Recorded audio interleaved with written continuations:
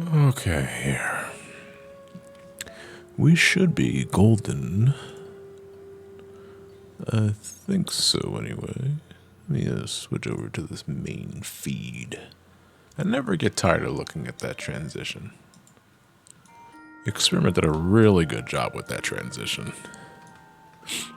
I would like to commission him again for something different at some point or another. Maybe something tied to whatever I'm playing, but I don't know if I got the money to be commissioning different transitions for different games, you know?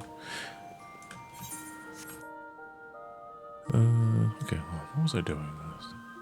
Right, we entered Kurthus the first time, but we're actually gonna stray away from that for a bit because I want to do my final job quest for Monk for a Realm Reborn specifically, I should stress, because off screen I did a bit of maintenance and I did a bit of cleanup in regards to getting myself properly geared for pretty much the rest of the Aurum Reborn expansion, if I'm being real.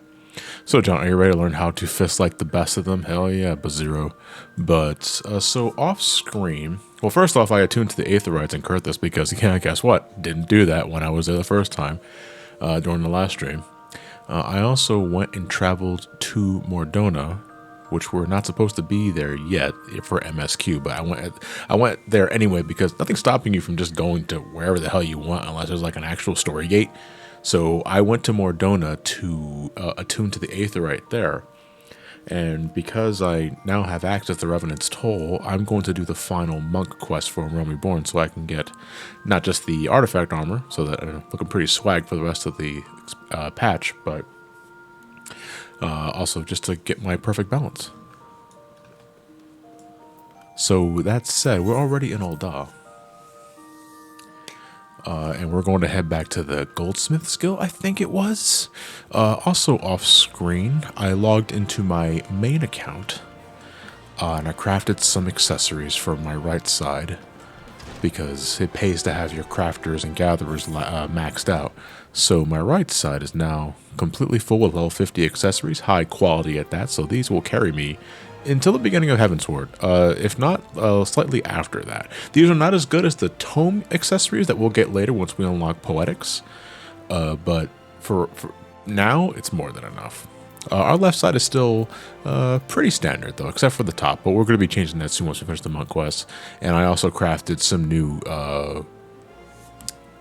monk weapons, thanks to my main character. See, the cool thing is, about crafted items that you make yourself is that you can tell who made the item at the bottom of the item's description. So you see right below where it says sells for 114 gil, market prohibited, you see Jean Bettencourt. That is my main character. I made this.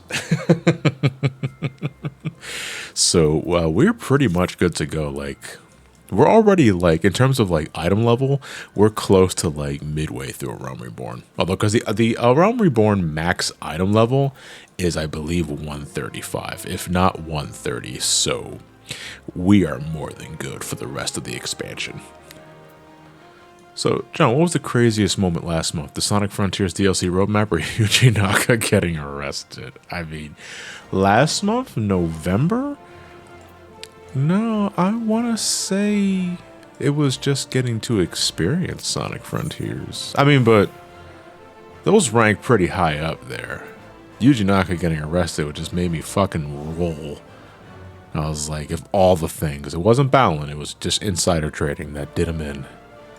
I wonder how long he's did they clarify how long he's going to be in jail for? Sonic says do insider trading. I wouldn't listen to this man.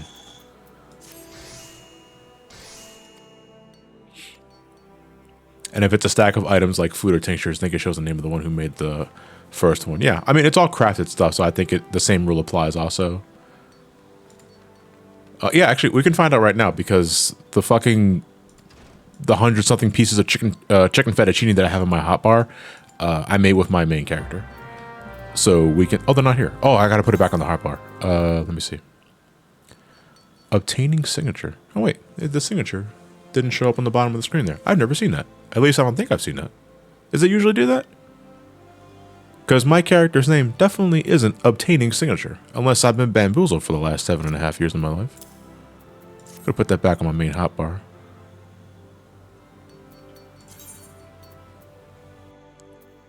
Yeah, that's so weird. Does it normally show Obtaining Signature? That's weird.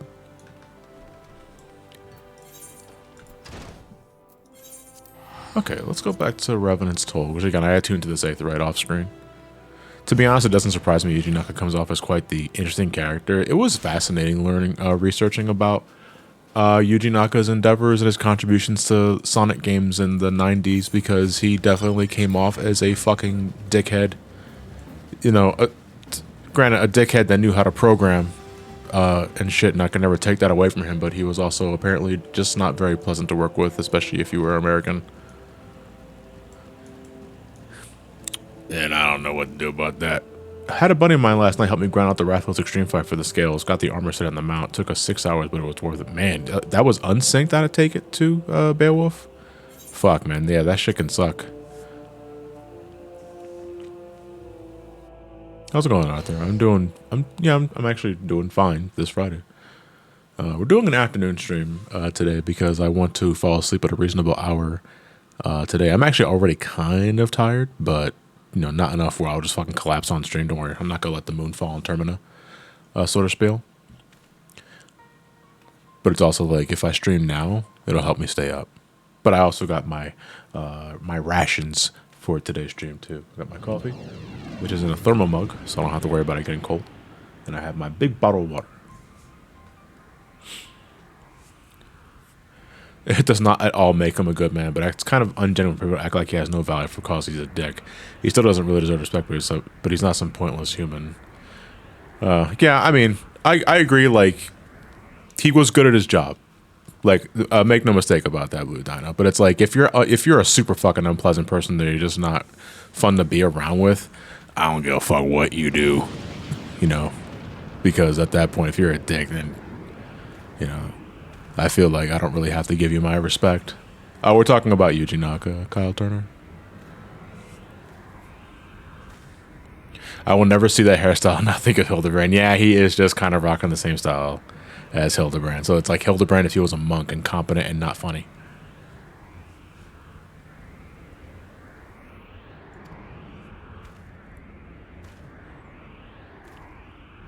I was more surprised how he openly told her that he wanted to steal that engine from One Space Shooters and use it for Sonic just because he thought the team didn't understand Japanese. I think what to me like the highest dick move for Yuji Naka, not that like we should make him better or some other shit. It was like this, just all of Sonic Extreme, like all of Sonic Extreme, and him like. To my understanding, if someone wants to correct me with sources, mind you, just don't say yeah or no without sources. I believe he hoarded the Nights into Dreams engine because he didn't want anyone to use it for. Well, not so much Night into Dreams engine, but more like he didn't want anyone using his engine for the Saturn, and because of that, Extreme I think never got to take off the floor.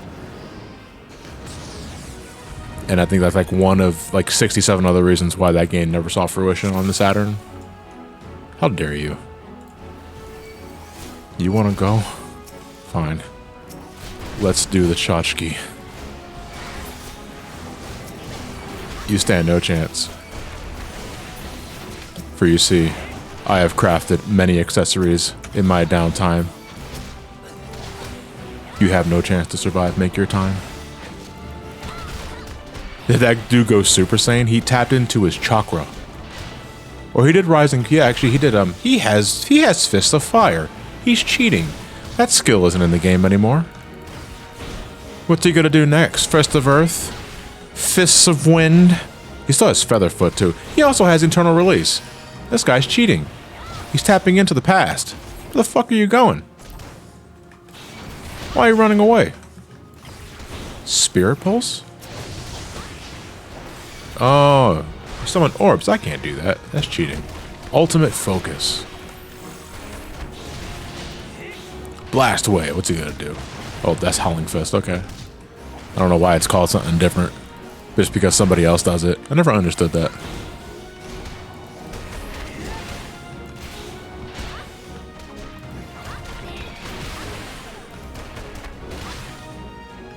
Your time is now, Hildesham.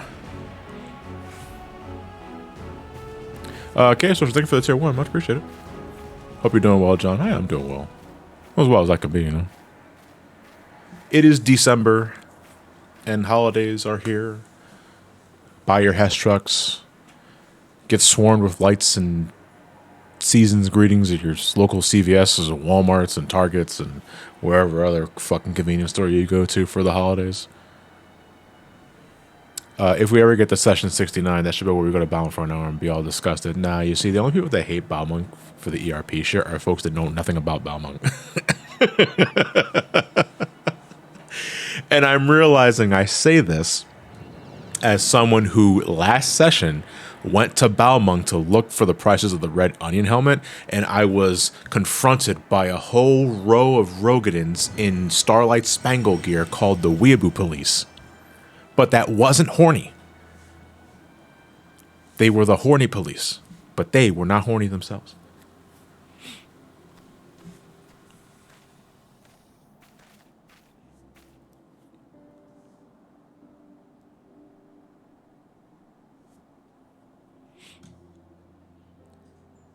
Okay, found a tweet from the man himself saying the story is a lie. Mind if I post it? Are you telling me, Bazir? You're telling me you found a post from Yuji Naka saying that the story where he sounded like a dick, saying that that's a lie? I don't know. If someone was accusing me of being a dick and I didn't want anyone to tell me I was a dick, I would say that it was a lie too. No, they're lying. I'm not a dick. I'm a wholesome being.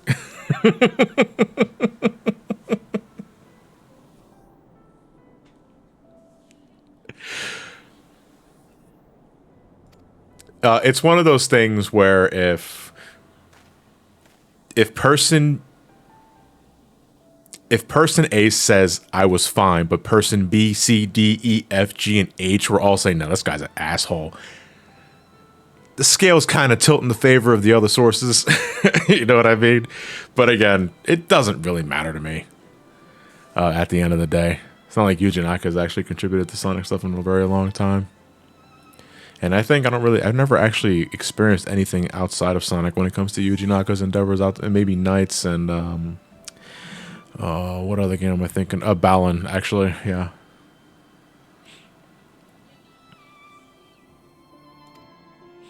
Might just boot up 14 today for the free login. Yeah, you can absolutely do that. More like it has an excerpt about the engine from some other interview. If you want to post it, you go right ahead. I don't really care. Again, it's just kind of, it's nothing to me.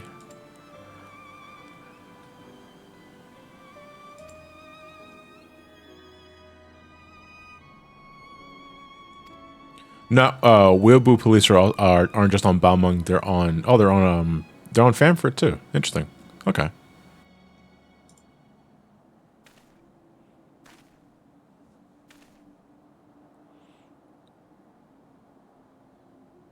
So I want to ask you something for next year, John. Since next year is going to be a year where 2 big Final Fantasy games come out, do you think you'll resume your Final Fantasy marathon? One of those games come out at the time as well as tackling thing or 16 going with it. Holy fuck, Emil, Jesus Christ! So you're asking me if I was going to do more Final Fantasy games on top of remake and no, that's way too many RPGs at once, my guy. No, I mean I'm going to resume Final Fantasy stuff next year, yeah, because that's kind of my plan for the remainder of the series. But looking at 7 remake, the first part and the second part, or 16, it's not in the cards for a long time.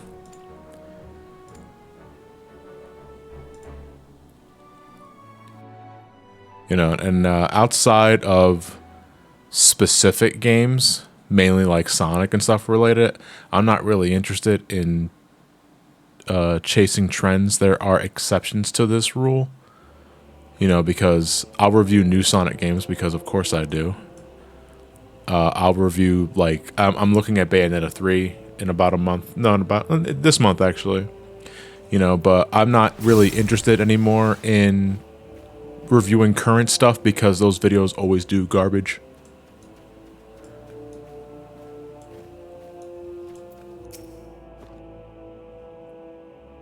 Yeah, I'm also, like, if I'm playing Final Fantasy 16, I'm not making my first playthrough a fucking review playthrough. No, I want to salvage that for myself.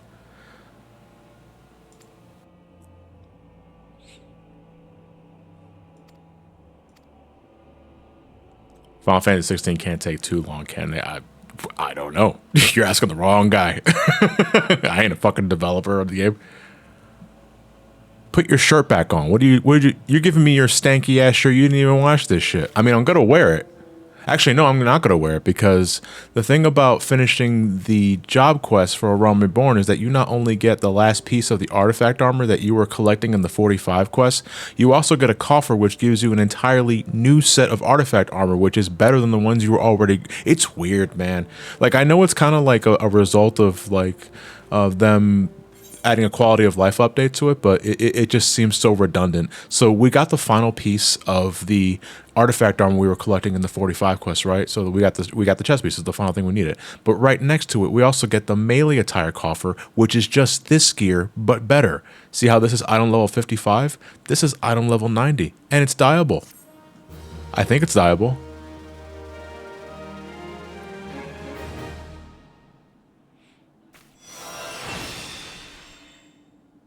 But with that, though, we get perfect balance, and at level 50, this move is weird. Because now it's tied to generating Beast Chakra to do your masterful blitz moves, but that's not relevant until level 60. At level 50, it's just a means of executing certain attacks without having to be in a certain form. So what this means is, like, I'm likely going to be just doing Dragon Kick, Boot Shine, Dragon Kick, Boot Shine, Dragon Kick, Boot Shine. While making sure the Twin Snakes buff is up, obviously. But yeah, let's look at this thing. Look at it closely, because we're never going to be wearing it again after this. We're going to pop our melee attire coffer. And look at that. Now we got an entirely new set of gear that is just better overall because it's just higher level. Gonna put on that. Gonna put on that. Gonna put on that. Gonna put on that. And now look at that. Item level 105. This is really cool. I mean, not for nothing. This is a pretty sick looking gear. Not a fan of the yellow coloring. Oh, it's also not dyeable. Okay, so it's not dyeable, so you still have to go out of your way to get like the dyeable artifact gear, which I don't remember how you do that specifically, because I think they changed it after the Aurum Reborn revamp, but still, you know, it's not a bad looking artifact armor. Artifact armor, for the record, is like the job's definitive look for that expansion. You know, every time you see like a new trailer for Final Fantasy XIV, they're talking about a specific job. They usually have like this key art for that job. The artifact armor is that gear they're wearing.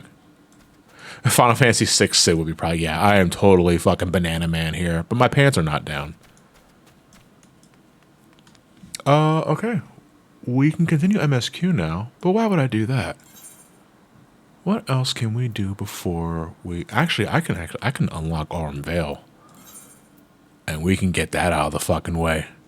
I mean, why not, right? I'm a DPS. I got nothing to worry about. I'm not tanking or healing that fucking dungeon. Yeah, you know what? Why don't we... Let's go back to the Horizon and go back to the Waking Sands the old-fashioned way. I'm not going to waste the Vesper Bay ticket for this. You need to augment the 50 stuff with... Okay, so you still have to do that, Fever Dream? Okay, that's what I was thinking, but I wasn't sure if they fixed that. Or changed it. I'm not saying fixed, but changed. MSQ stands for Maintenance No Request. Sorry for not elaborating on that. Favorite Sid of the series? Well, let me see. I think in this case, it's better to run them down by the list. So, Final Fantasy 1 didn't have a Sid. Final Fantasy 2 had a Sid, but he died. Final Fantasy 3 had a Sid, and it was okay. Final Fantasy 4 Sid is pretty cool. I like Final Fantasy 4 Sid. He blows up. But he's okay. Final Fantasy V Sid. Bookworm has a son named Mid, which is really dickish of Sid to do. But other than that, it was okay. Final Fantasy VI Sid. I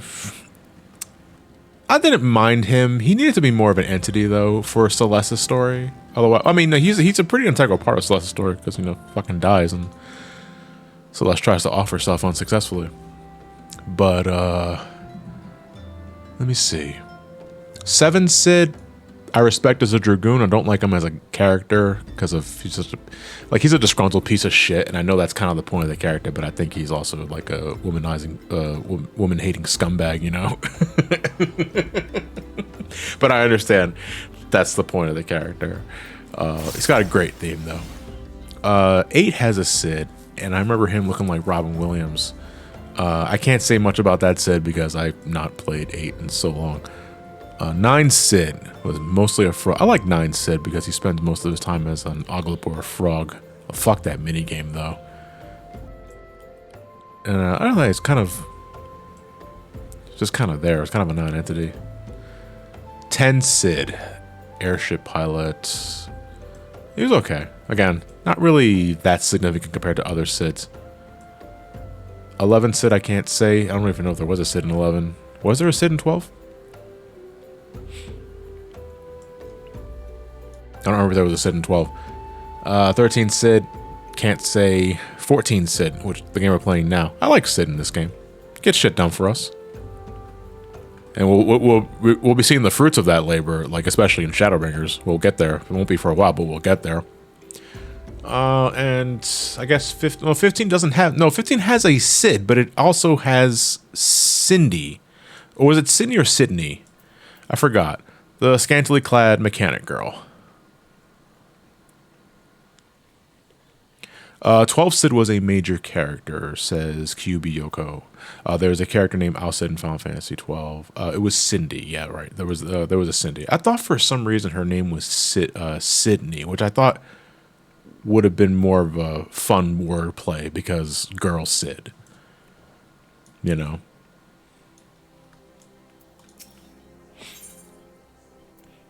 Going for gold. That's not fucking urine. It might as well be. This is the piss dungeon. We're going to Aurum Vale. So this is kind of like the most infamous dungeon in a Realm Reborn. And 1.0, if I remember reading that correctly. Because people just come here to die.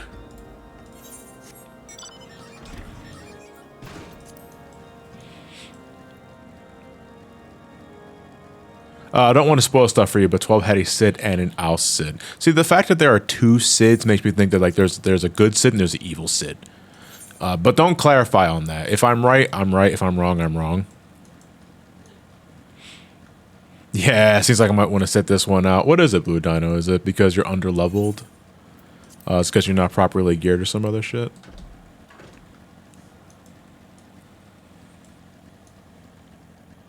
I mean, if you need help with the accessories, partly that, but also sounds scary for time. I mean, you don't have to... Blue Dino, if it makes you feel any better, Aurum Vale is kind of the exception to the rule of tanks being expected to pool large because everybody hates Aurum Vale. But the worst part of Aurum Vale is the opening room where it's so wide and there's so many ads. All you got to do is stick to the left side of the wall and pool what you're comfortable with. The healer will understand. I mean, it also helps if you clarify in the party chat too, is like new tank here. As long as you clarify that you're a new tank, I guarantee you most healers will understand and be friendly. I've seen it myself for years.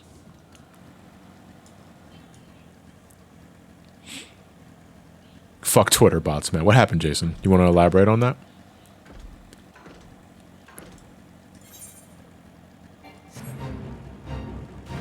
Holy fuck, dude. This guy just came out of nowhere. Oh, I hope they're okay.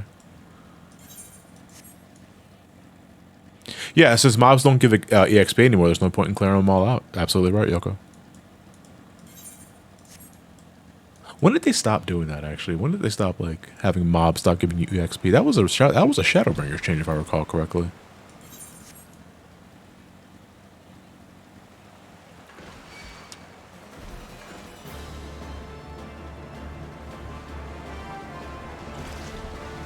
Was it Endwalker? Oh. There goes John misremembering shit again. Jason says there is no good Sid. You would think that? I mean, no. Because Final Fantasy IV Sid was a pretty chill guy. Final Fantasy III Sid was also pretty chill. Even though he was kind of a, you know, one and done sort of thing.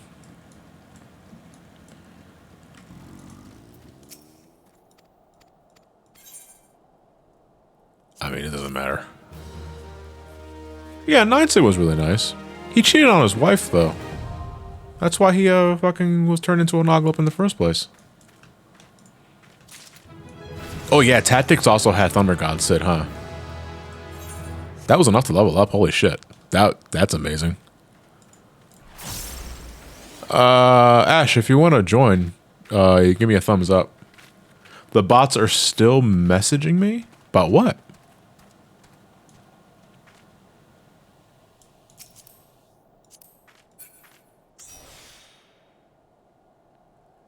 Dude, Twitter is hemorrhaging advertisers so fast. I get promoted tweets from fuckboys and from fuckboys inside. All right, so I have to ask.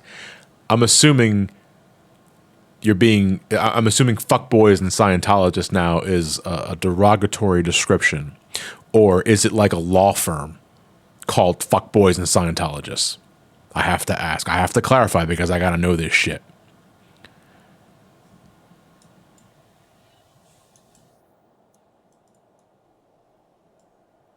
That is a fun law firm, yeah. Yeah, you gotta watch out for those Scientology fuckboys. Whatever the hell they specialize in, I'm not sure. Okay, so it looks like it's just gonna be us two. It's me and Ash. Should be a fast queue though because Ash is a tank, and I'm a pretty competent DPS if I do say so myself. So let me throw a ready check. Make sure Ash is ready. All right. Then let us go to the worst dungeon in Realm Reborn. Unless any like Final Fantasy XIV veterans want to argue otherwise, of a worse dungeon in a Realm Reborn. I don't know. Let me catch up on some subscriptions here. So Super Silent, thank you very much for the tier 1 for 7 months. What's up, Johnny in chat? Sir Gigi, thank you for the tier 1 for 43 months. Hey, John, we hope you're doing well. Looking forward to the Edgy Boy. The fucking 326 is banned, guys. Can't say that. You're gonna make Lucid angry. K-Sorcerer, I saw your subscription earlier. Thank you very much. Lackwee, thank you for the tier 1. Oh, good punch. And Jason, I saw your sub earlier. Thank you.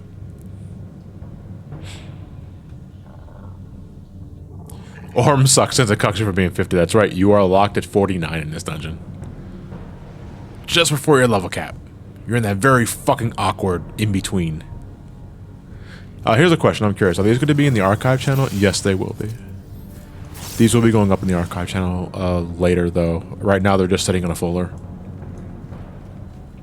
I had to download the other archives though because fucking OBS. You have to hit start streaming and start recording on OBS, and I didn't know that for the longest time because I normally stream from XSplit, right? And when you do a stream from XSplit, it automatically makes a recording for you. And I thought OBS was the same, but you have to do that. You have to hit both start streaming and start recording, which I didn't know. So there are a few archives that I had to download from Twitch and save them there. There we go. Okay, I got mantra. Yeah, see, like this, the opening room of Aurum Vale, this is it right here. This is wide, and there are so many fucking ads here. And if you're not careful, things just spiral out of control so fast. It's funny, but it's also like, holy shit. It never gets this bad again. Like, this is the absolute worst of it in a Realm Reborn specifically. I would say the whole... Can I get away with saying the whole game?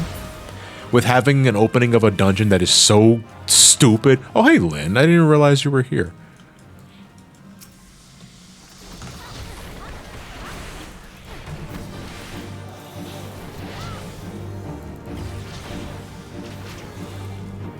Oh, fuck me. See, like, that was me instinctively trying to do Dragon Kick. But Dragon Kick, guess what? Is a level 50 ability. And I'm at level 49, because that's the hard cap for this dungeon. Fuck this place, man. But this boss is really nothing. Honestly, the most dangerous thing about this boss is just the stacks of poison that he gives you. I have one right now. And you cleanse it by eating the marble fruit that's all over the arena. But you don't want to eat it immediately. You want to wait until your stacks build up for a bit. The stacks of poison will just place a damage over time on you, and the more stacks you have, the more potent the dot gets. It's called Gold Lung, there you go. I like to save mine until 3 stacks because I know what Second Wind is as an action, and I also use Bloodbath, which means the healer should not have to worry about me at all for this. In fact, Locksmith is almost dead, so we are doing pretty good. Honestly, if you remember what Bloodbath is as an action, the poison should never be a problem. Bloodbath, for the record, is a skill that allows you to absorb HP for every attack you dish out.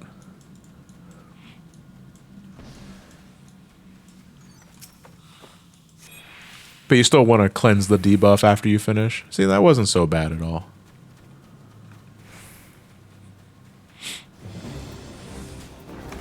Just give me like give me the edit of the guy that says stonks, but it's like it's just my character, and it just says stacks.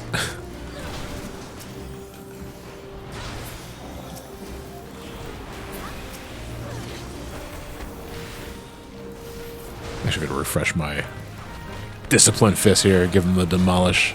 I'll stun him as soon as he does bad breath. There you go.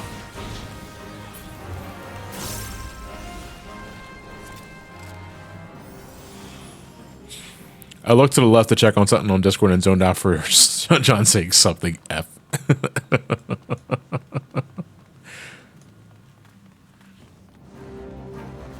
Now, if you're lucky with this particular dungeon pool, you can actually just creep up through the middle and only pull the guys in the center. Sometimes that works, sometimes it doesn't, though. I have done runs, though, where I've only pulled the guys in the middle, and then I just drag them to the boss arena to just deal with them, so I don't have to risk pulling the mob on the left or in the right.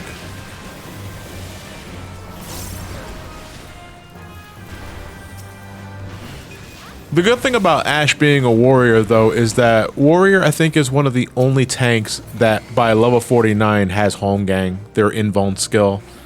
Paladin, Dark Knight, Gunbreaker, gotta wait until level 50 in order to get it. This is the coin counter. He's your standard Cyclops. This was the only boss, to my knowledge, that was changed for this boss, and by change, I mean they gave all of his attacks an AoE.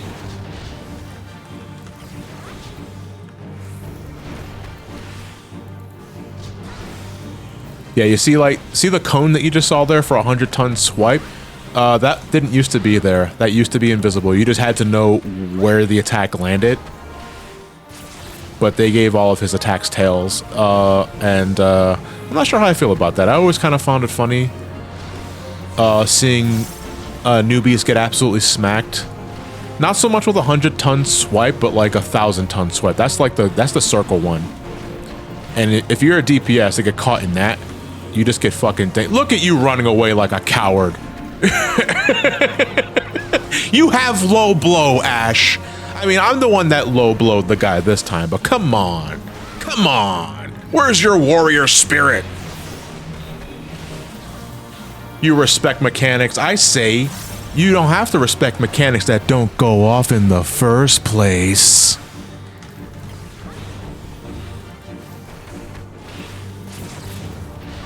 No, but seriously, there are some bosses, especially in a Realm Reborn.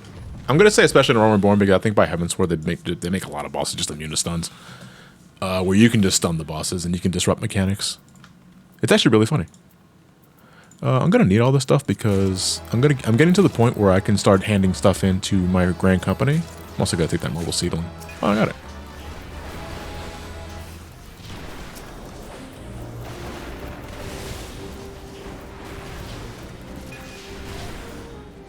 Here we go. Have confidence. No confidence. What was that in reference to? Is that that's a Dark Knight player, right? In 14? I think that's Rin. I think the dude's name is Rin.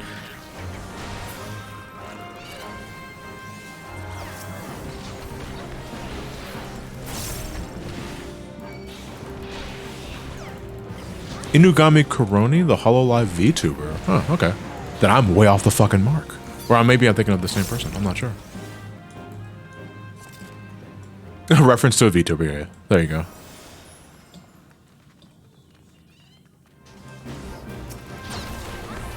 Low blow is a sack tap that causes an interrupt. A stun in 14 terms.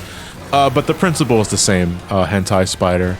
Because in this game there are stuns and there are also interrupts. Interrupts are more for disrupting a enemy's cast or spell. I'm gonna pop a mantra so that Ashe can get better heals. Mantra is a party buff that increases the potency of heals by, what was it? 10%. So for dungeon pools, it's really good. Although once warrior gets to the late 50s, they learn raw intuition, and after that, the warrior just becomes a white mage.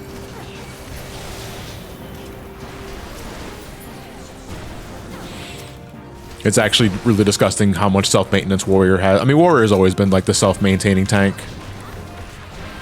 Like, if they weren't just the outright HP sponge tank, because they had the most HP out of all tanks, their mitigation was just out of this world.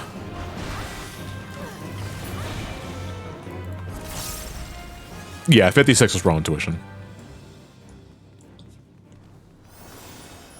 Oh, that's right. Low blow was originally a Dark Knight only stun.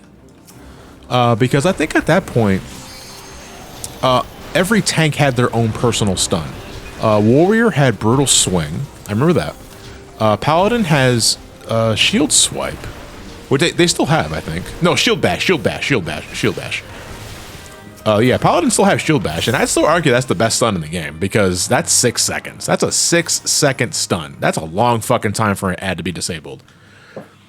Dark Knight had Low Blow, but by the time Gunbreaker was introduced, they homogenized the stuns, and now everybody has Low Blow. Who pulled the boss while I was looking at the cutscene? I hope you perish. It was probably Ash. It was Ash. It's fine. It's fine.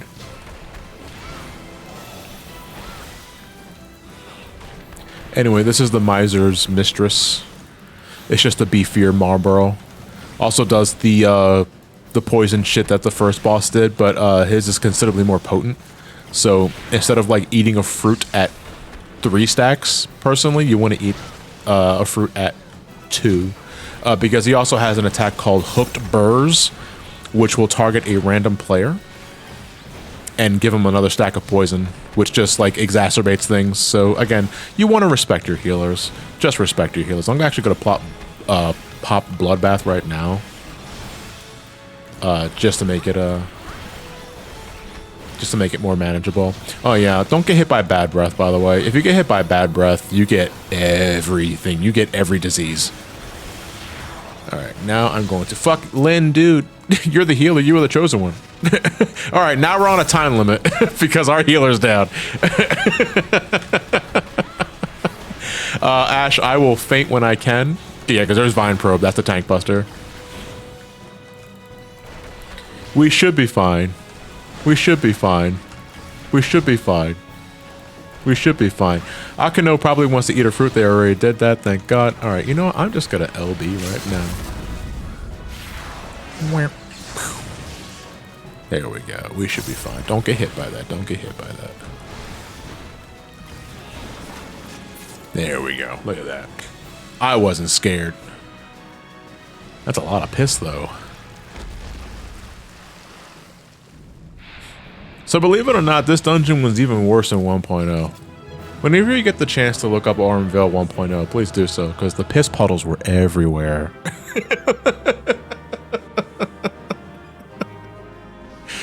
Oh, Lord. Good job with that, guys. I'm going to give my comm to Lynn, because the bard already left. Don't need that. I appreciate all the items, though, because that's just more Grand Company seals that I'm going to give away. Oh, I also have a Marlboro Seedling, which I need to pop, because I did not have that the first time. That's a lot of lemonade. Yeah, man. I don't know what this is supposed to be. Like, is it just piss? I don't have the splash emote. Golden shower. Thank you for queuing up, Linda. I do appreciate that. And thank you for accompanying me, Ash. I'm gonna be doing MSQ though, for a bit. I think so, anyway. So I'm gonna give you a low blow off of the party, and be on my merry way, because I don't think there's anything else I need to do, in terms of like job quests and shit. I can do some PvP later, but I'm gonna wait until later. You know, is it stagnant water? Because I never seen stagnant water glow yellow, unless you like live in Flint or some other shit. I'm pretty sure Flint water is so fucking bad it might as well be glowing yellow. Have they done anything to fix that, by the way? Or does the government still not give a fuck about that?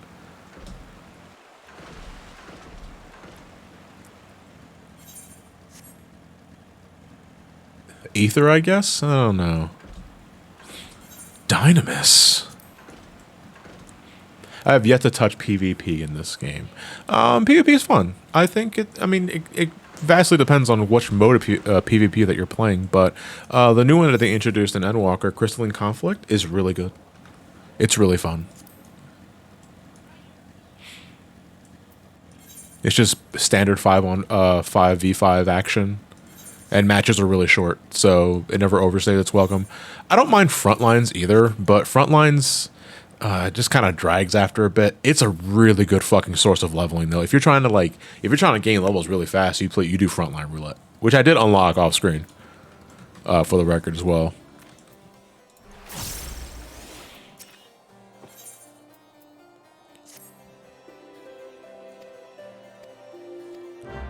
So I'm trying to think, did we already? No, we didn't unlock Sid's memories. I don't think we did. We already? No, not exactly. Yeah, we have to get him on the airship first. We just took the robe off of him. The government forgot Flint exists. That wouldn't surprise me. Terrible humor, but my favorite joke about Flint's water supply is someone using scissors to cut a stream in front of the water the sink tap and then cuts it to Flint, and it's someone using a circular saw and sparks are coming from the water. Holy fuck. Killed overnight. I'll save you. What ails you? Oh. Oh, there's someone doing the exact same quest as I am. A quest buddy! I love this shit because that means I get to help people.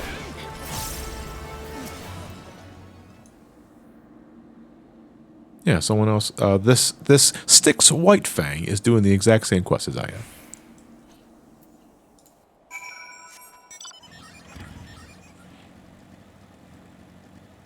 Booba.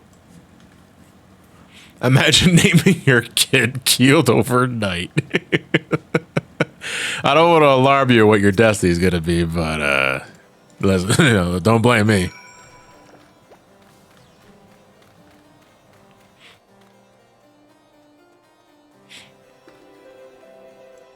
I'm pretty sure this is the right way to go.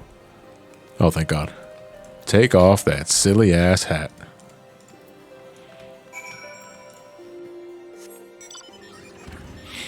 I hate when you spend the first 5 minutes of Frontlines dominating, you need one more tick to the end game, and your entire team just throws hard and drags into a 20-minute... Oh my God, that's happened a lot of times. I'm almost never on... So, I'm not sure what it's like in Aether or Primal, the data centers, because I'm on Crystal. But there's a thing where Maelstrom is almost always the winners, because for some reason... being on Immortal Flames or Twin Adders just fucking cursed. We can have a dominating lead and people will just fucking throw it at the end because I guess they just got overconfident or some other shit. Couldn't tell you, but it's infuriating. I'm never getting those PvP mounts because I'm never a part of a winning team. Which is unfortunate because there's a mount I really want in PvP that requires me to get 100 wins in Frontlines and I think I've only got 3.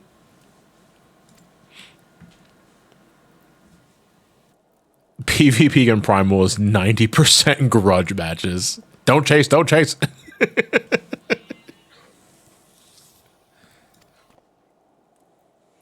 Oh, man.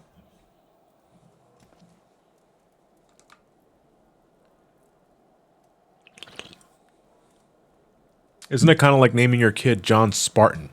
You're destined to become a cop or porn star. Who's a porn star named John Spartan? I probably should know this, but I'm drawing a blank. Oh my God! Another mount that I want is the Garo horse. I want the Garo. They look so cool, but I can't fucking be a part of a winning team. What is that dork wearing? Did you lose a bet? Look at man, this guy's just like me for real. Look at his fucking face, man. This is a guy that is just fucking, he's done. If he worked at a McDonald's, he fucking had it by now. Holy shit.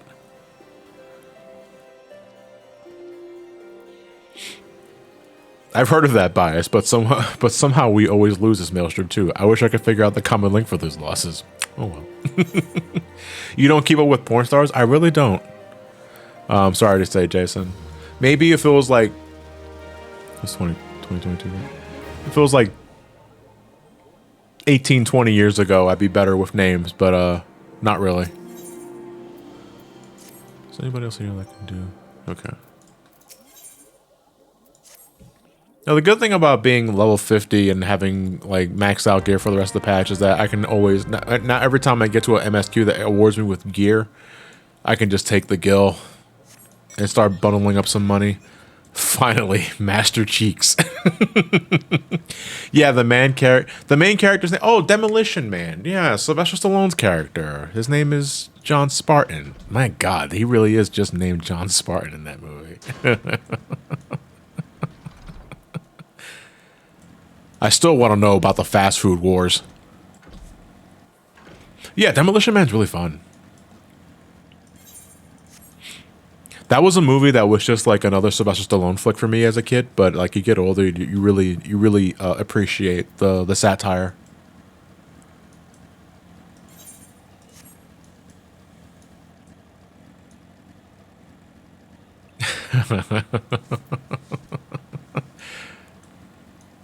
Oh, you're part of my hunting log.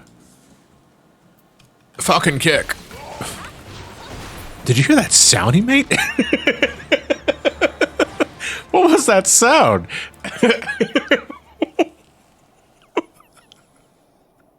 I mean, to be fair, I did kick him in the dick. Because I did do low blow to stun him.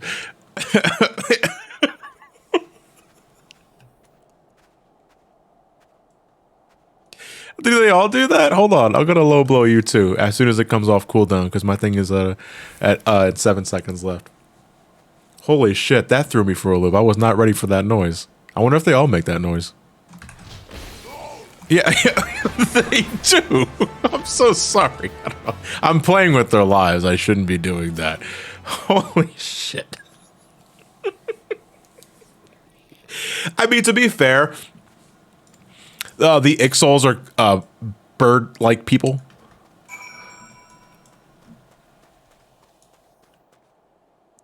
Like, they're like a hybrid of birds and, I guess, reptiles or some other shit? I don't know.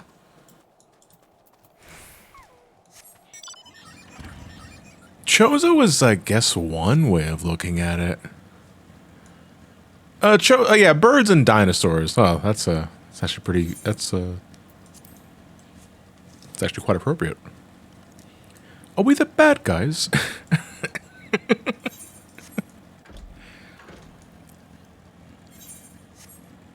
It's like that's on the back of the Shadowbringers box.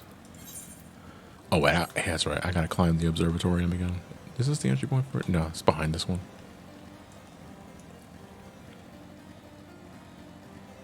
Is it possible to deep fry a Chozo? I mean, you can certainly try, but you can't really fry what doesn't exist because most of them are extinct.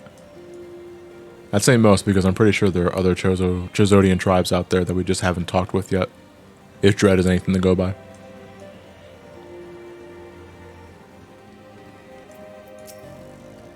You can deep fry anything if you're brave enough is also a true statement.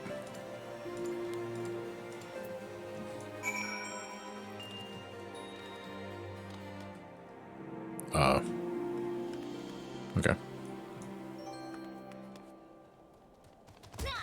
Oh, fuck. I wasn't trying to land on the lantern. There we go. So, interesting thing about 14 is that you can fall any distance and you'll always have at least 1 HP left. This does not apply when you're in battle. If you're in battle and you fall a lethal distance, you will just fucking die. It's funny. No, unless you're, I think the only exception if you're a ninja. If you're a ninja or rogue, you will survive with 1 HP. That's kind of like one of those nuanced traits that ninjas just have for some reason.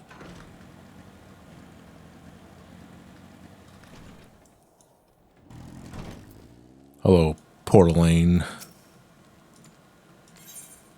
Why is there fall damage in an MMO? I guess just to watch your footing or some other shit. I don't know. I couldn't tell you.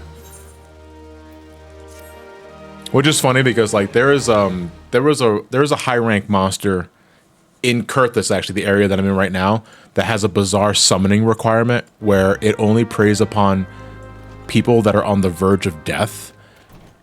So what you have to do is repeatedly fall off of the cliff of one area. I think it's around here or it's around here.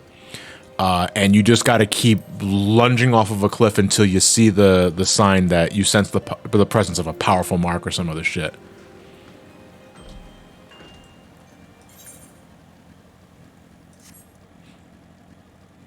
Yeah. So there are enemies in this game, like in the fields, that are known as hunts. And they are broken up into ranks. There's the B rank, that's the lowest rank. They always respawn. There's the A ranks, which is like mini boss status, and there are the S ranks. S ranks are really rare, but you always want to like go out of your way to fight them because they give you currency that are really good for shit. But S ranks require specific summoning requirements, assuming they're even available to spawn, because they're like all the S ranks are on like some timer that I don't know exactly what the stipulation is, but a lot of them require you to do bizarre things.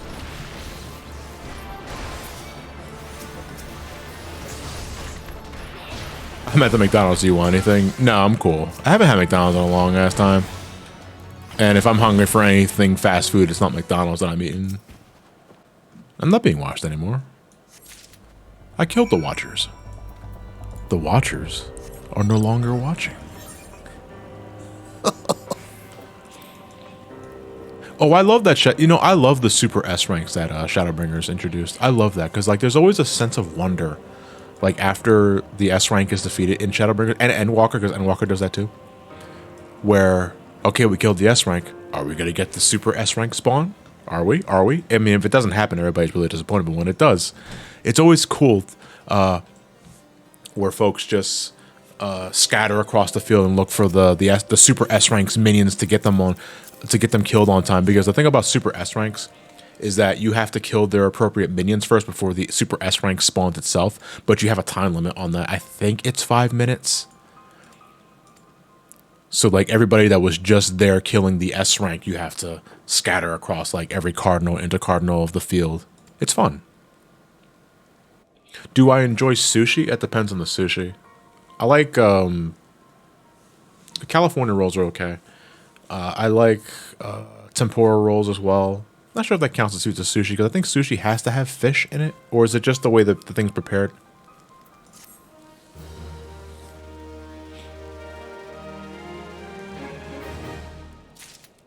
Yeah, sushi's okay. Like I'll have it when it's available, but I'm not really. Sushi is the rice, says Lineback. Thank you.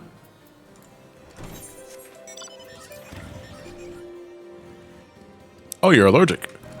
Oh, you can't eat anything that has crab meat. I'm allergic. Really? Okay. Wait, is crab a shellfish? I know that probably sounds really stupid to ask, but yeah, crab is a shellfish.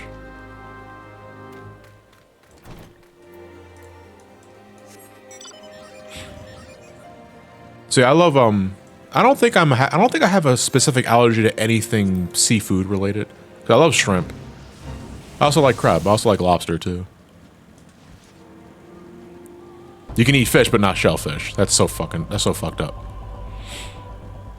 If there's a shell, I'm in hell.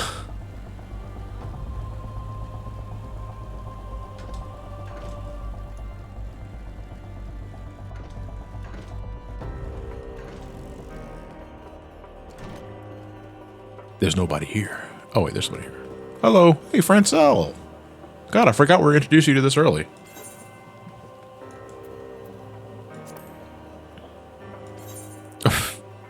So he doesn't get your wild rose blooms. Is that an Edelweiss in your pocket, or are you happy to meet me? Oh god, that's actually what you have to say to him. Yeah, the wild rose is a Final Fantasy II reference, but it's also like, it's also how you identify as a scion in 14. Francel doesn't get that though. To be fair, most of the scions are dead at this point, except for the other.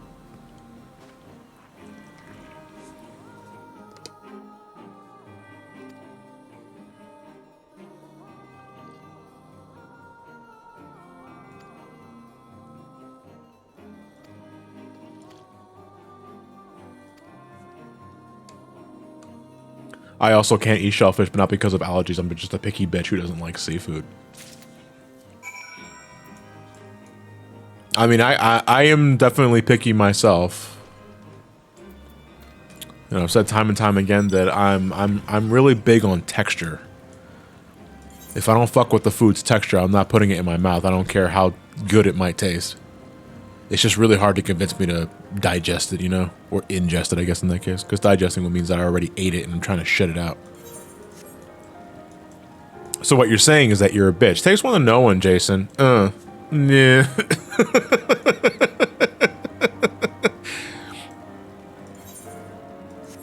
Texture is why I don't like mushrooms. Now, you see, mushrooms I don't mind if it's a part of a set, like if it's a meal, because like I actually really like Swiss mushroom burgers. It's as simple as it sounds. It's just meat between two buns, a slice of Swiss cheese, some mushrooms. That's it. It's actually really good. I think the Swiss complements the mushroom flavor, and you don't really mind the mushroom. Let me ask. Lineback, is it because of the rubbery feel of the mushroom itself? Because that's normally what I hear everybody say about mushrooms they don't like. It's like the rubbery texture of it. My boy! Hugs for Haurchefant.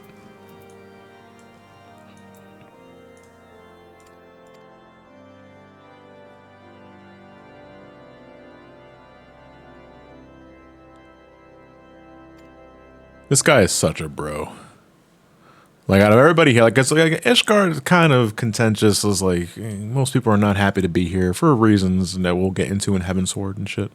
But it's like, Haurchefant from the beginning is just really welcoming and pleasing. And in the Japanese language, he kind of, I think, wants to fuck the Warrior of Light. Well, he's at the very least very flirtatious in the Japanese translation. Well, the Japanese script, I should say, not translation. Just very appreciative of your body. Yeah, that's one way of putting it. Yeah, they changed that aspect of him in the English translation, and they just made him more jovial and just more welcoming. I mean, either way, he's a bro in both scripts, so he's just pleasant to be around.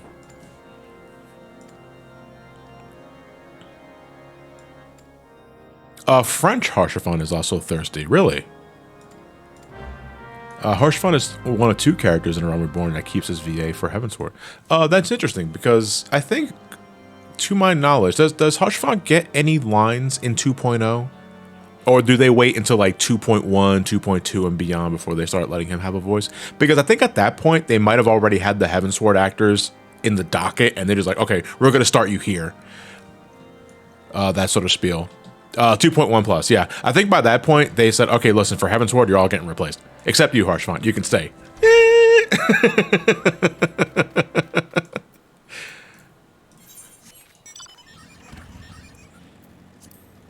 Imbo, thank you for the tier 2. What's a mini game you've played where the AI is obnoxious? When I went for the Platinum in Yakuza 3, the billiards AI on the upper layers will only screw up once or twice, and if you don't play basically perfectly, you lose.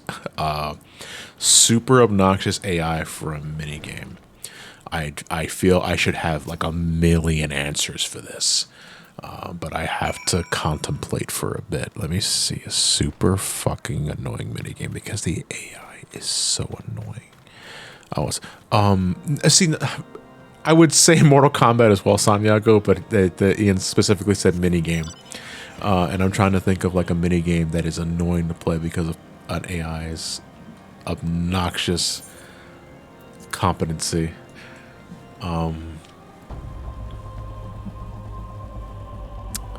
Damn, man. Yeah, I guess Mario Party would be the go-to answer. Because I remember like having to... So I played the one Mario Party that I actually played a lot of single player for was Mario Party 5 on the GameCube. But I don't recall hating the AI altogether with that one. So I don't think I want to go with that one.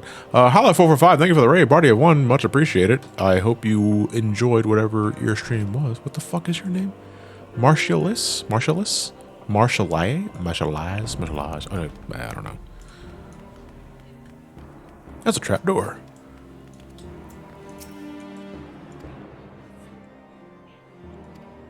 Well, recently learned enemy F-22s have chase down mechanics in Ace Combat 6, and that really gets annoying in the jungle between while you're trying to do objectives. My personal is Blitzball, but I've heard stories of Pooh's Home Run Derby. Oh, the Flash game? Hentai Spire, is that what you're talking about? Blitzball is also a good comparison, though. Because I never fucking... I didn't really care for Blitzball in Final Fantasy X.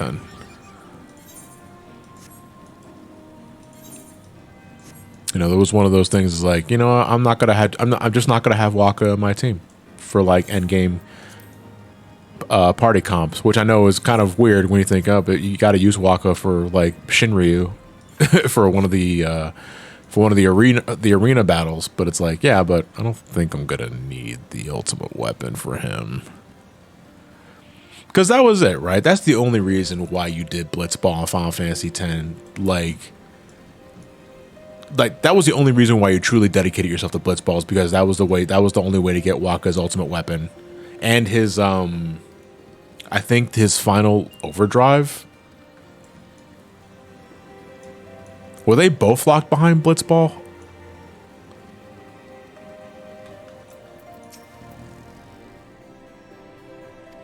What is the safest temperature to eat shrimp? I would assume... I mean, I don't think it's dangerous to... Assuming the shrimp is frozen at first, right? And you just let it thaw out, which doesn't take long because shrimp is mostly water. I would assume that shrimp at room temperature is okay. Just don't let it sit out for too long. You know, that goes without saying. That's for a lot of things. Actually, I'm going to just teleport over there.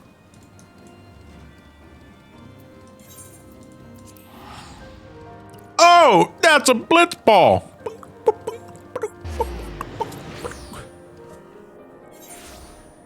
I didn't get the jet shot because they explained that stupid ass mini game really shitty. Yeah, I always kind of took that as the point of that, because you're talking about that optional boat sequence, right, Bunny?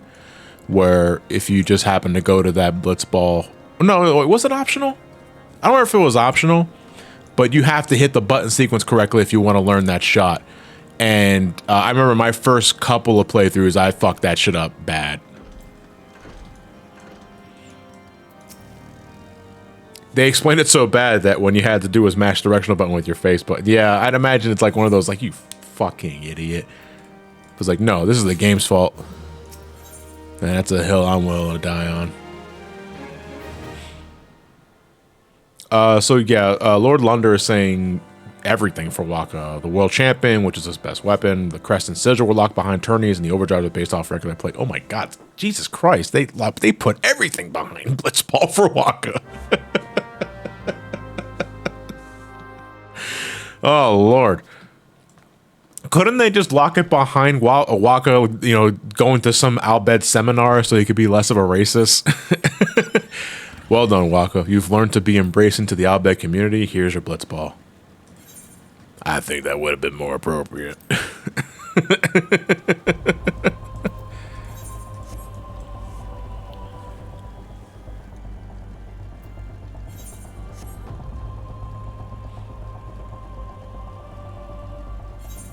I'll bet more like all dead, yeah? You can't keep saying that.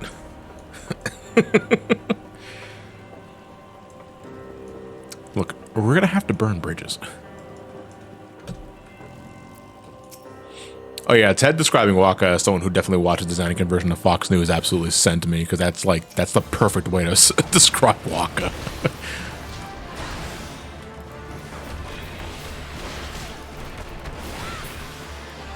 I wasted a perfect balance. No, not you. I can actually no, I did not, because I could just use it on you. Dragon kick, boot shine, dragon kick, boot shine, dragon kick, boot shine. That's all you do in perfect balance.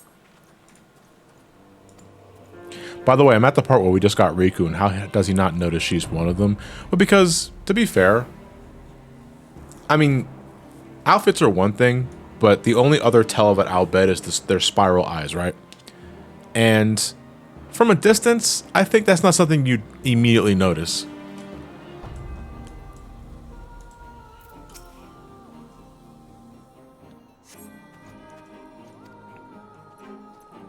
Carry on, soldier. Also, I don't know who you are.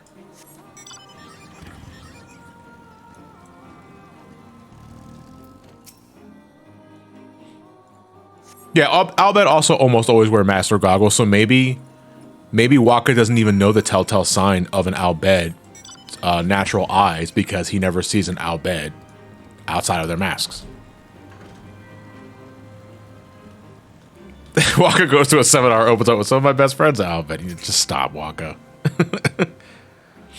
Yeah, it's brought up subtly when Aurum asks to see Riku's eye as an indicator, but that's more for Aurum, just to get a confirmation for Riku, but more like not for Waka though. Although I know Waka is hella suspect of Riku at some points too, especially after it's revealed that she's Albed. That's also where we get like that fucking 4K close up of Waka in one cutscene later that I think involves Riku.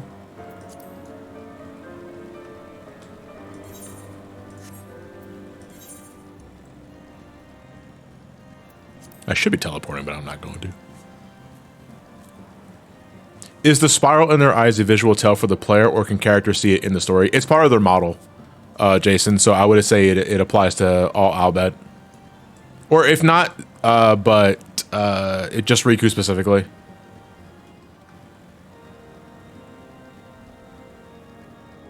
I like the idea that Waka hates them so much, but doesn't actually know anything about them, as the cutscene just conveyed it so poorly. I mean, but you can also take that as kind of a way of expressing that Waka doesn't know what the fuck he's talking about.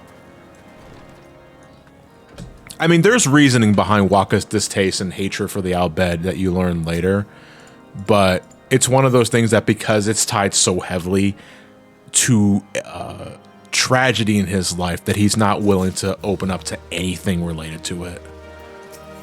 You know, I gotta play 10 again. I'm so overdue for a 10 playthrough. I'm gonna be playing it for the review soon, but I feel like I need to play it again because I love 10. That's gonna be a fun video to make. I'm also gonna get the fucking waterworks ready because 10 still makes me cry. What the fuck are you doing here? Put a coat on.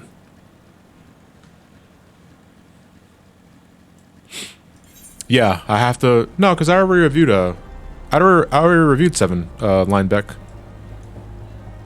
I reviewed 7 earlier this year.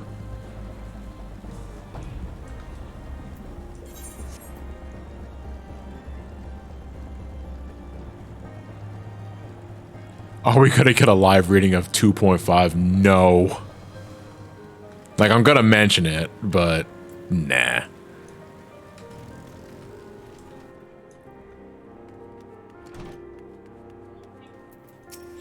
People hate on Walker for being an ass, not undeservedly, but he does realize when he was an ass and change that about himself. I wouldn't consider him naturally hateful either. No. It's just that you have to go through that process though. And to some, it's like on the surface level, it's like this guy's a fucking zealot prick. But you know, that's part of the adventure. That's part of the journey, is seeing him grow better from that, you know, learning that he's wrong and seeing him get humbled and then him seeing him become a better person. Oh my God, Final Fantasy X's ending just in its entirety makes me cry. No, I would say it. No, I mean, Shadowbringers is a good runner-up, but I would say 10 is still infinitely more powerful. Like, Shadowbringers has moments, it does, that make me weep, but 10 just sends me to a different fucking dimension where I cry every day. Jack would be displeased. Hey Trios, thank you for the tier 1. Another sub as the last month of the year rolls around. Hope you have a good one. Yeah, hopefully I will. Thanks again for being my drug mule earlier, Trios. Romani appreciates the help. See, the only thing I don't like about having multiple characters on a single account is that, to my knowledge, without using like a company chest or being a part of the same free company, there's no way to trade items between your main character and your alts. So what you have to do is you have to rely on a friend to trade items to, log off of your character, log into the character that wants the items, and then you go back to that friend and do a trade back.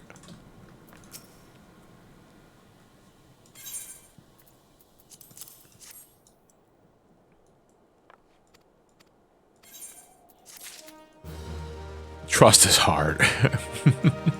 Yeah, like it's cool that 14 allows you to like have that you can pretty much have multiple characters and do whatever the fuck you want with them, but I wish there was a way to trade items between them.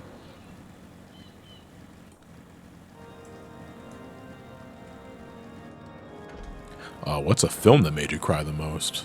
Cry the most? I don't know if I can think of a competition for that, but let me see. Fucking if I could think of a more recent example. Coco. Pixar's Coco made me bawl my eyes out by the second half to end of that film. Oh, Grave of the Fireflies.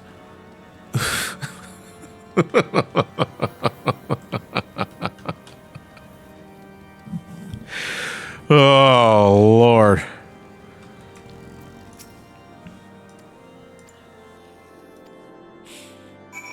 Schindler's List is also a good example too. I have not watched Super Schindler's List 3D. No, I think that one was made up. But no, I haven't watched that in a very long time.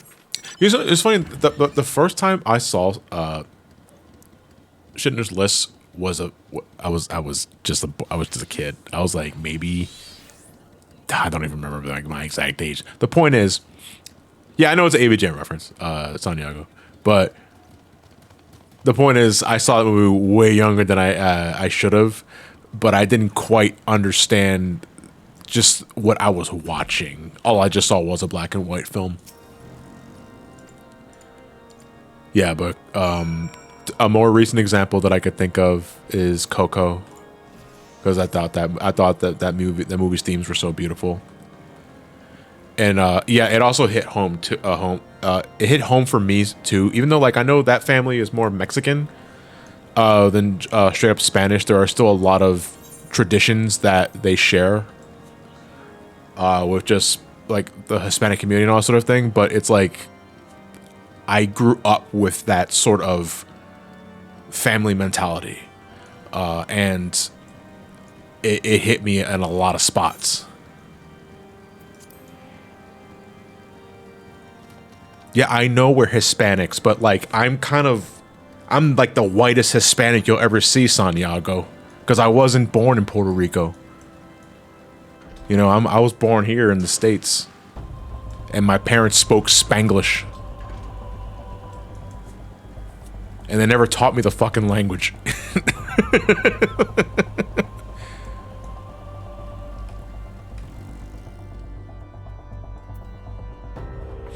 On the subject of Waka being racist, it helps that the reason he was so bigoted was because he grew up under a very anti-machina religion, and then he cleaned his attitude until he learned how BS the heavenly leaders were. Yeah, again, but that's part of the journey of getting to experience that. Spanish is not the most hard language. That's the thing about it. Like, I think what it was is just that I don't want to get too much into my personal life. It's just that given growing up in during my childhood, there was just not enough time to dedicate to me learning the language, you know. So I lived a life where I was surrounded by everyone who spoke Spanish or broken Spanish or street Spanish, to be more exact. So I can pick up words, but I can't pick up sentence structure. But sometimes picking up words is enough to get an idea based on the context of the conversation. But I cannot speak to you in Spanish. I can understand some of Spanish, but I cannot speak to you in Spanish. Yeah, and it's a bit annoying because, you know, at one point I want to go back to Puerto Rico to visit my grandmother. She was here actually for Thanksgiving. I'm happy that I got to see her, but she thinks I speak Spanish, and it's like I don't. I'm sorry, but she speaks English too. Well, she doesn't speak good English though. She's kind of broken. But I want to go back to Puerto Rico and, you know, see her back in her house and shit. But it's like I also wish I knew how to speak Spanish so that I didn't have to worry about a fucking language barrier. I mean, I guess worst case scenario, I can just whip out the iPhone and, you know, use the translator app. But it's like that's gonna be fucking awkward. Time for Duolingo, John. You'll fix your broken Spanish or they'll break your knees. Fuck, why not both? I'm bored. I'm gonna take care of the archer first. Look to the east. Where are you going? The guy's right here.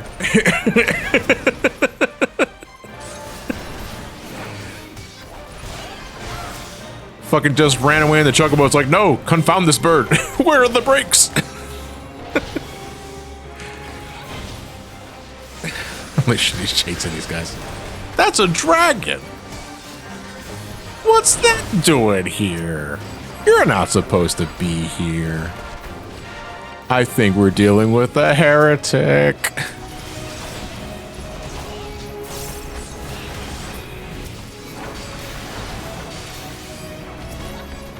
Can I punch your dragon, or is it invulnerable? It's just invulnerable. It doesn't even have it doesn't even have a buff. You just can't hurt it.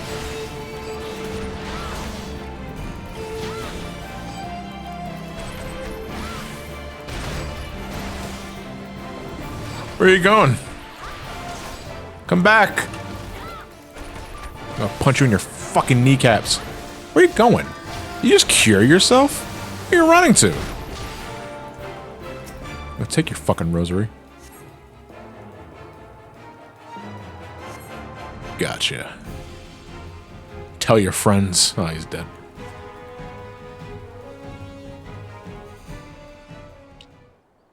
It's like, why are you running?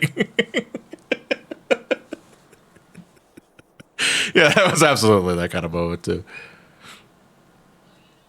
My God. So I have to ask though, since we're on the topic of not being able to learn a language in your youth, because from what I understand, learning a language when you get older is next to fucking impossible. If there are exceptions to this, I would love to hear that. But on that note, have any of you considered learning a second or third language, like in your adulthood, and did it pan out? Like, did it actually work out? And if so, like, what was the process of it?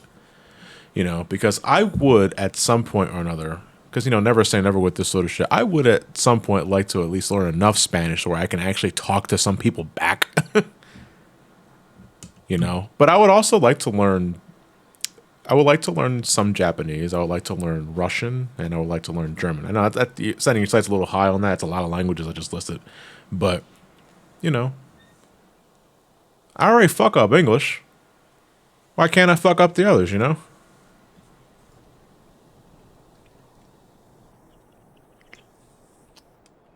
Talk back as in curse them back. Now, at least I would know when I'm being insulted, you know? And I can get an idea because I know some swears in Spanish, but I don't know if they're just talking about their fucking day, or if they're actually just like, if they're angry at me or some other shit.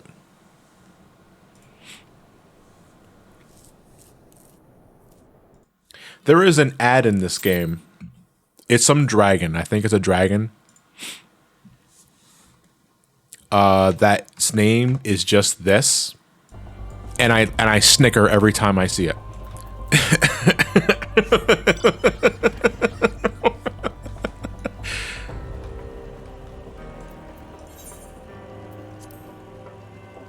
I don't remember where it's from. I want to say it's in Heavensward.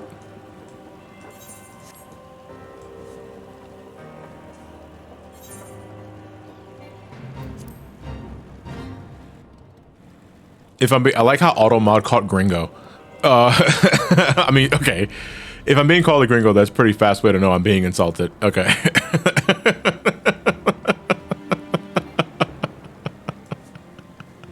To be fair, I think that's just Automod just trying to look out, but it's also like, you know, I hear that word thrown around so much in just regular everyday language. It's like, what are you doing, Automod? Go to the streets, Automod.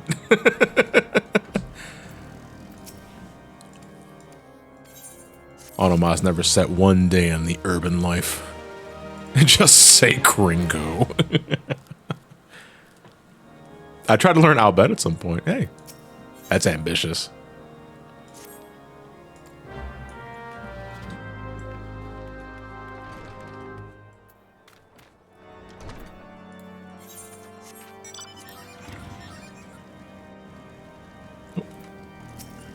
Take off that silly ass hat. motherfucker is getting ready to fucking audition for Fantasia.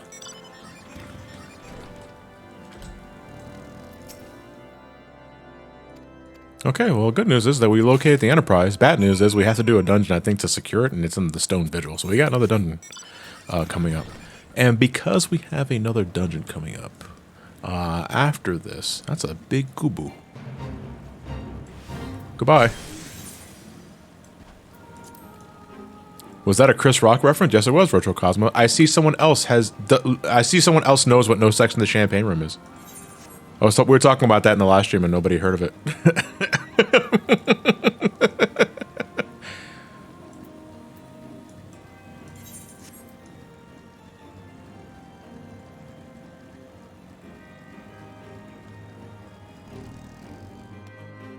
Oh, yeah, there we go.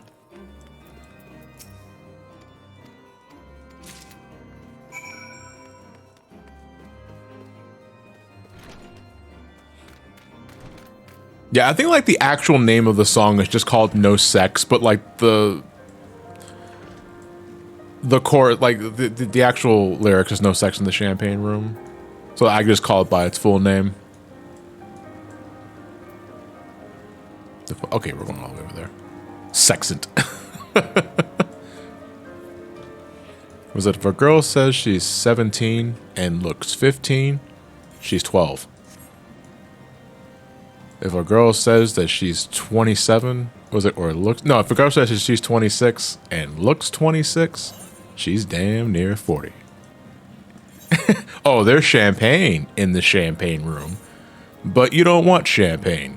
You want sex. And there's no sex in the champagne room.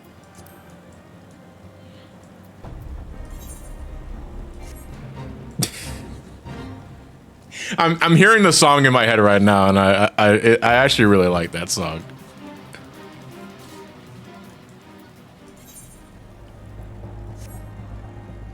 And without like repeating the lyrics verbatim, because you know I don't have N-word privileges, but I do love is like, don't go to parties with metal detectors. Sure, it's safe inside, but what about all those other folks outside with guns? They know you ain't got one.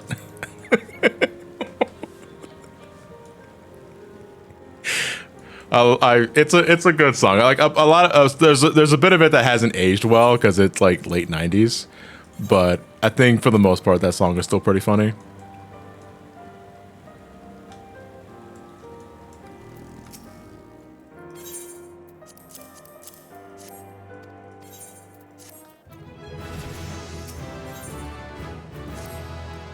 O ye of little faith. What am I doing here? No, I don't have to do the Dragoon quest line. So it's like anything from the 90s, yeah. No one goes to Hooters for wings. Hello. I'm here for our boys. Our boys. Am I even in the right building? I think they're on the second floor. Our boys. Hey, Sid. And so you're here. I means I'm going the right way. Hey, I thought your name was Fridge. Our boys. Our boys. Yoo-hoo. Where the fuck are they? Am I even in the wrong building? Oh, wait, isn't there a basement?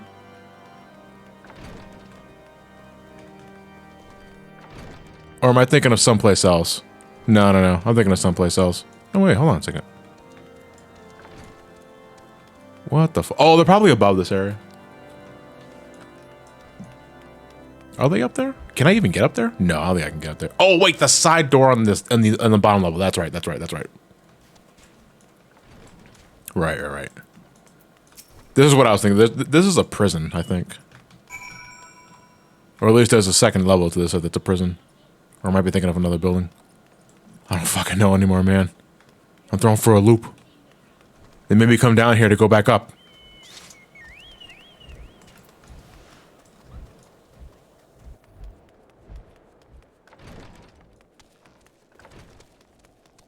They're throwing me for a loop. Hi. I don't know why we just couldn't start with this guy. Now I'm going the other way. Oh, Christ alive.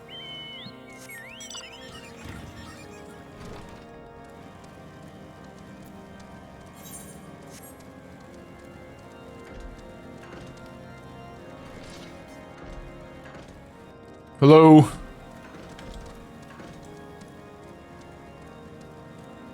There you are. Trios with the paragraph. Often language learning is down to, okay, because Trios is a teacher. Often language learning is down to the individual, how devoted and passionate they are about learning it. It will take a long time to do so, but anyone can master a new language at any age. It is just that you'll always have an accent, and that will be the biggest giveaway that you are not a native speaker. Now, how much that matters to you is an entirely different discussion, but as long as you understand the language and can speak it well enough, the effort will have been worth it. I have to wonder if when I learn a new language, what kind of like accent will I have? Oh, how's it going, Arthur? Wait, is it above or below? No, he's above, I think. No, yeah, he's above.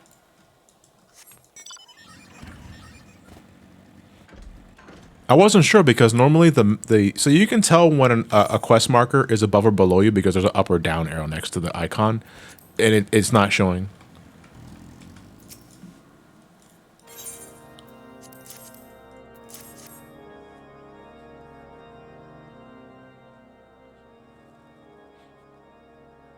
Yeah, that reminds me of Yoshi P interviews. He understands English spoken questions, but he, like many Japanese people, are a bit self-conscious about their accent speaking it. Yeah, at the same time, though, I always like that. I always like an accent. Like, if you're not a native speaker to a certain language, like for English specifically, if you're not an English native speaker and you learn it as a second language and you have an accent while you're saying it, I find that exotic. Like, I find that really cool. Doesn't matter if you're Japanese, Indian, Russian, German, African. It don't matter to me. I think it's cool. I wish I had an accent. I mean, we all do. I don't, because there's no normal English accent. You know what I mean? There is always a reflection of the area that you grew up in. I don't know what the fuck mine is, though. I kind of speak in a lot of different tones here and there. It also depends on who I'm talking to, too, because I do that a lot. I'm pretty, like, you ever, like, so everybody I know changes how they approach or converse depending on the person that they're talking to, I guess, to fit in better or to make the other person more comfortable, you know. When I'm talking with you guys, this is about as natural as I come off. When I'm in a more professional setting, I don't sound nearly as like street or some other shit. I like to enunciate some of my words too, and I tend to speak a little fast too, and that's kind of a problem that I have. You know, I think one of my favorite comments that I got in like the most recent Freedom Planet 2 video that I did is someone asking if I was black. And I think that's only because of how I speak sometimes. I then blocked them later because I don't know, that just sounds like a whole can of worms.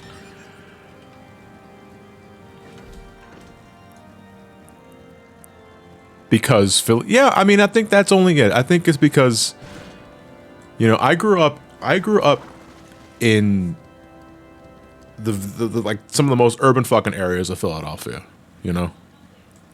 So I am just a reflection of what my neighborhood was like, and my neighborhood was a lot of well, I can't put it to words because I don't want to get banned, but still, even now when I don't live in the city anymore, I'm always gonna be a reflection of that. Yeah, it was very hood. Very hood is a way of putting it. In the ghetto. Is that an Office reference, Jason?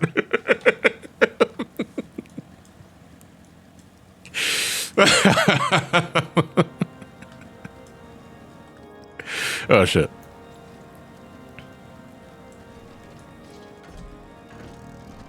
I'm of Hispanic heritage, and I crack up when people ask me where my accent is. I just go, "What I say? I'm not East like Hobbes." Yeah, I know. It's like, I guess there's like a distinct. I don't know exactly how you would distinguish between, besides like, so what's like the essay, the essay gauge here? Because like I know Hispanics on the West Coast have a different sort of enunciation for shit compared to Hispanics on the East Coast, but I'm still not entirely sure of that distinguishment myself because I've never been to the West Coast until I saw the Sonic 2 movie earlier this year. I am not fucking kidding.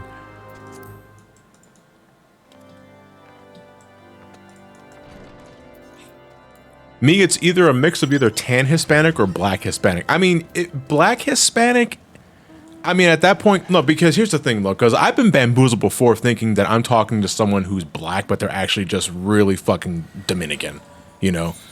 Because in my neighborhood, in my neck of the woods, we not only got a lot of Puerto Ricans, you got a lot of Dominicans too, and they just kind of like merge after a while. Man, don't get what would I call your accent, Jason? That's the thing, because you don't sound like anybody else that I would converse with that's from the South. You know what I mean? I mean, we've made the joke that you're just Black Ryan because you just sound like a deeper Ryan. And I'm still not entirely sure how to process that. But to put an accent on that, I don't know. Oh yeah, hold on. That was Blue Dino's spotted mud puppy, but I gotta spawn my mud puppy.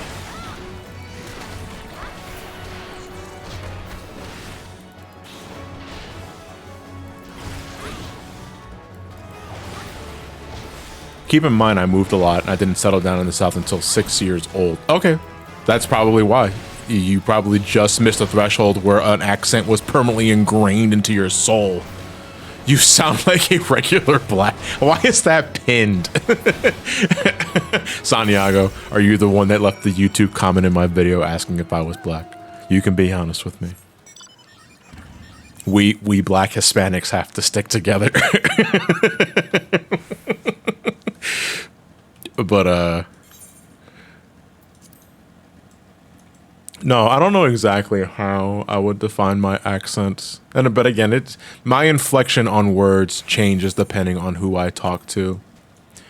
And I mean, but what do you call that specifically? And do you guys find that, is there a part of you that finds that disingenuous when you are talking to someone in a dialect or inflection that is not indicative of the way you normally speak?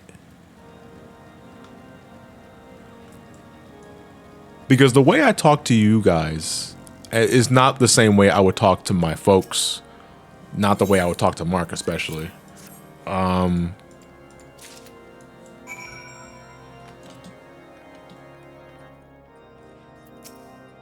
Yeah, maybe disingenuous isn't the word.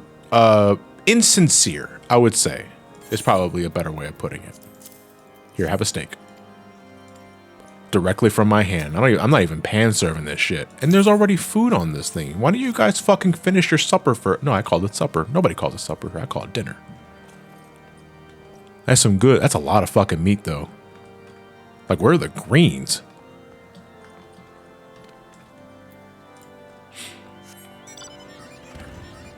Oh, why not Mark? Because Mark is my brother, and my brother and I have been talking with each other in a certain way for 33 years. Mark and I have our own language. You guys wouldn't understand it. It's called Simpsons references.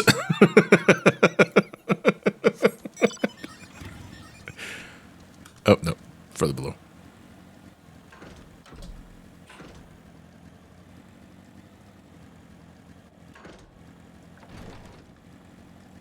Yeah, I'm probably like half of my, no, not even fucking half, 75% of my conversations with Mark are just Simpsons references. If I talk to my Filipino relatives, my tone speaking speed definitely gets lighter and slower. Yeah, it's fairly bizarre. Like the way I speak to Mark is not the same way I would speak with Elliot. With Elliot, I'm more reserved. Like, I'm trying to take control of a conversation, you know? Like, I'm trying to be the older brother to Elliot. which I feel kind of reflects on my tone, my inflection of words. But I don't speak that way to Mark, despite the fact that I am also older than Mark too. I'm the oldest of the bunch. But the way I speak to Elliot is different than how I speak to Mark.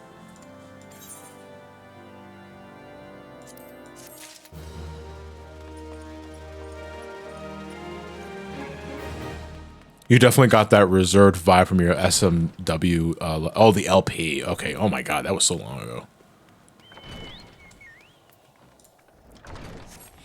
Oh, really? You thought Mark was the old? No, Mark is not the oldest. I'm the oldest. I am 35. Mark is 33. So, to be fair, the age gap is not that big. I also just ignored the fucking quest giver.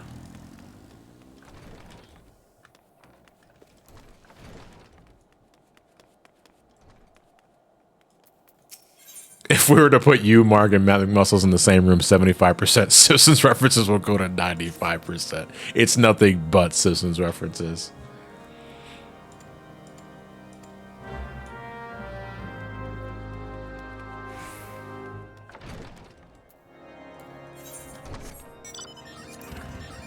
Which was the style at the time. Which was the style at the time, John. Yeah, it's true. It's like it never stops, even in retorts. How about a quick game of hacky sack? Fucking.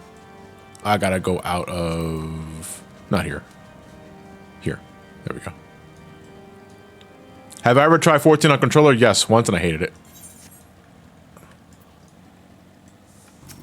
It's just not for me. I gotta play this game on keyboard and mouse.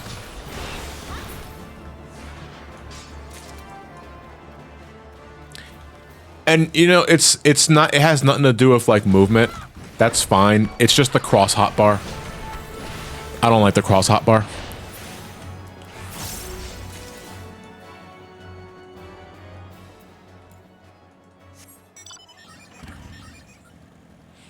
Yeah, I rather have all of my icons available on the screen where I can see them and not have to worry about holding triggers to swap between like hotbars. Even though like I know there's ways that you can fine tune it to whatever makes sense to you. To me that just sounds like a lot of work. I did try though, but I didn't try it for very long.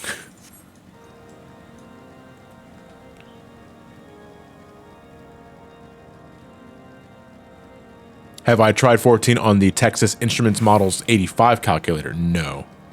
No, I have not. I do at one point want to try it on the DDR dance pad, though.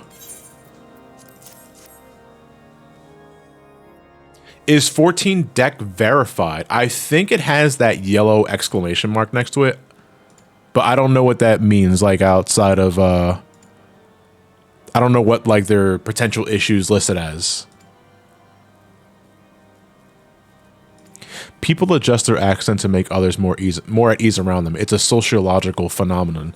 For example, when I was at uni at a very formal and polite manner, very verbose as well, around my friends, much more relaxed and much more vulgar.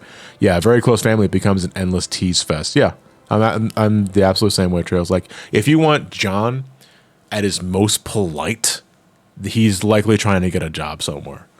That sort of thing. You know, it's kind of weird, too, because there's even a part of me that separates.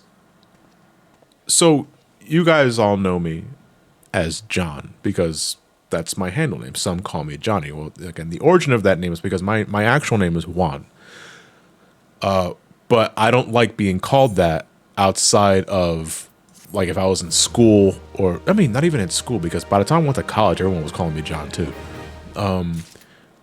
But I haven't been called Juan since high school. And the only other time I'd be called Juan is in a professional matter, like if I was applying for a job or some other thing. But because of that, there's a part of me now that identifies the very polite professional side of me as Juan. But the vulgar talks out of his ass fun personality that you guys see here, or when I'm talking with friends, I identify that as John. And that's just kind of like the way my mind wires it. I know Matt calls Juan once. Yeah, because Matt and I, we met in high school, and I was Juan for 4 years in that place, and that's what he knew me as. And it was only until like the mid to late 2000s where he just started calling me John, because everyone else around me at that point was calling me John. We weren't in school anymore.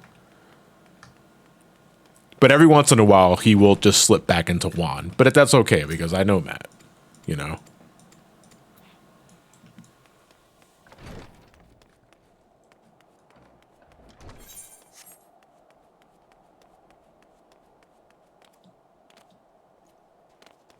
Oh yeah, Emily, how's it going? This is the Aurum Reborn monk attire when you finish your final job quest for Aurum Reborn specifically. So this is like the de facto monk glamour for that job.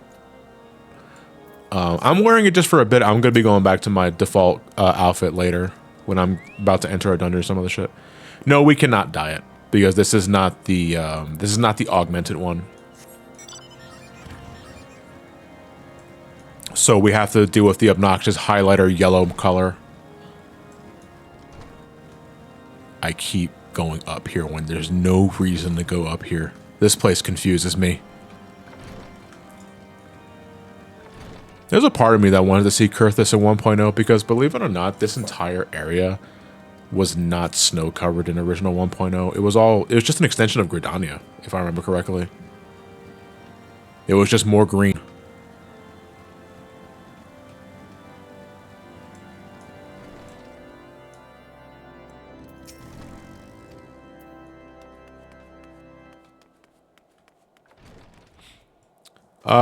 Didn't people recommend you Guacamole because the protagonist's name was Juan? I think I made a reference to that in the videos specifically, but not because people call it Juan, but because I was able to relate to the guy because his name was Juan. Not necessarily because folks put the 2 and 2 together or some other shit. I don't know. That review is pretty old, so I don't remember.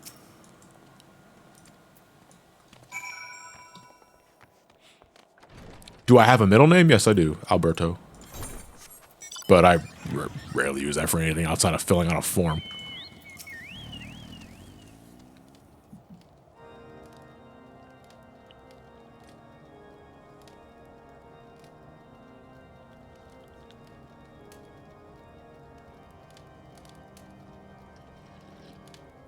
Alberto is cool, mine is funny. As in your middle name is funny? Funny? Like actual funny? Or is it funny sounding? Yeah, do any of you guys like just go by your middle name because you like it more than your first name? Because I think at that point, just go with a nickname. You know, do any of you go by a nickname because you're not big on your actual name? And would you actually like consider getting a name change because you don't fuck with your birth name or some other shit? You know?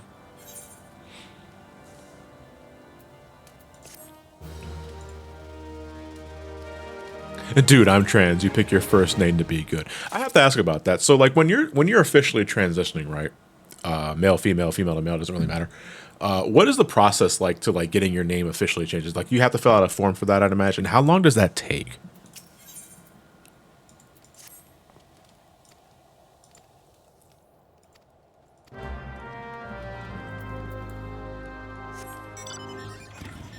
It's hell, says Jason. Oh, Jesus.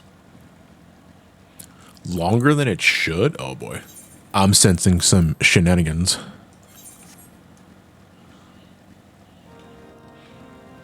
I'm not like against people call me Michael, but I tend to feel weird about people calling me out more than hearing my own name. Yeah, that's kind of where I'm at. Well, no, again, more specifically, people call me Juan. If someone I don't know, be it again a complete stranger or like even one of you guys, like if you guys started calling me Juan, I get weird about that because I don't like that. That's just a personal thing though. I'm not like I don't hate you for it. It's just that I personally don't like when people call me Juan.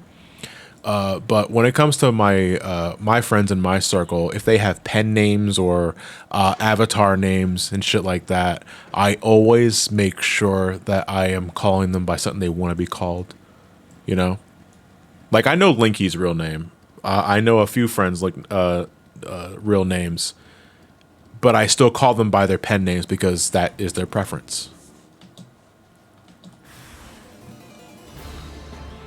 What? How dare you?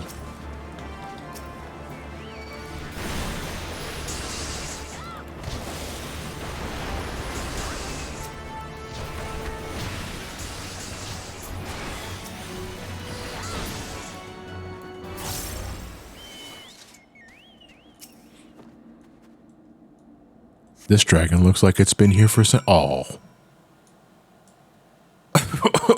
Welp.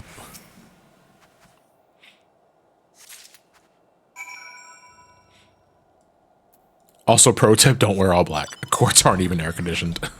I'm sweating my fucking ass off.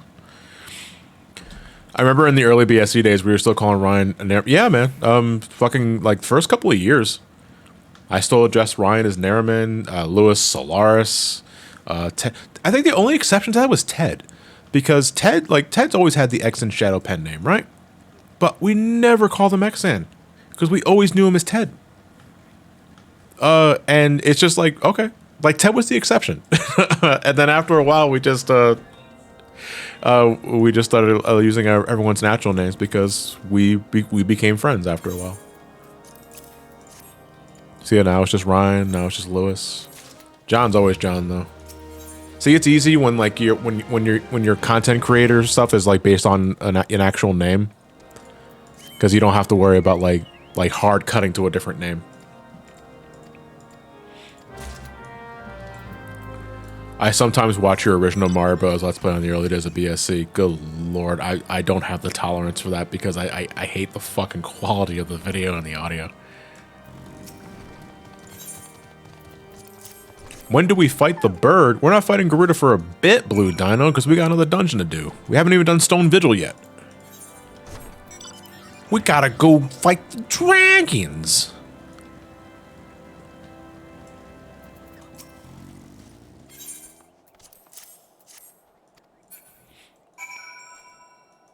Fucking what?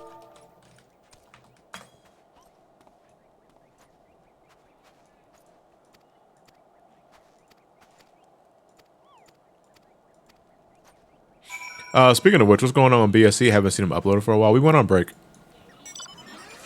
That's the best way I can put it. We went on break. Because for a while we were uploading every fucking day for like 6-7 years and it was getting exhausting and we needed to take a break.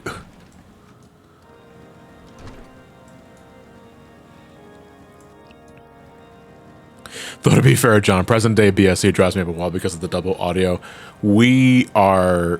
So we've had talks about that, and I mean, don't get me wrong, it's something that I've complained about as well, and I don't want to make any promises yet, but I'm personally trying to make sure that never happens again because that shit drives me nuts.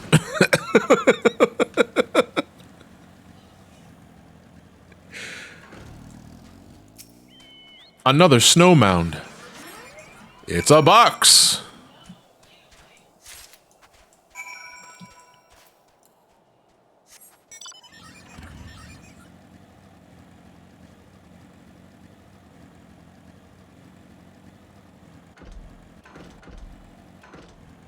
That's fair. Just wondering. Thank you. Back to looking for me. I like the idea of back to looking for me because like you poke your head out of a trash can to ask a question, closes the lid immediately afterwards.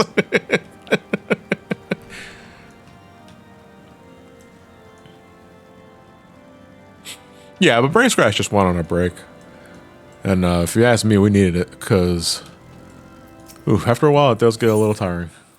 And sometimes if you're not breaking when you should be, it reflects the quality of the commentary, and I don't want that to happen if it hasn't already happened, you know? To each his own. The Hereticum. Oh, they said it. They said the thing. Look at the quest. Look at the quest name, guys. They said the thing. They said the thing.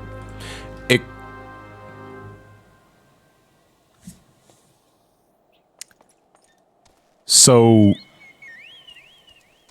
why isn't the letter A in Among Us capitalized? Every other word in the quest title is capitalized except among.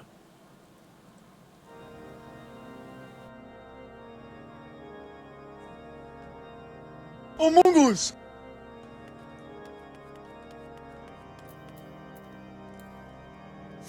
Is that the power of the echo? Doubtful. I'm sure 6.3 will fix that. You fucking idiot! You said it was good. We're actually going to the Stone Vigil now.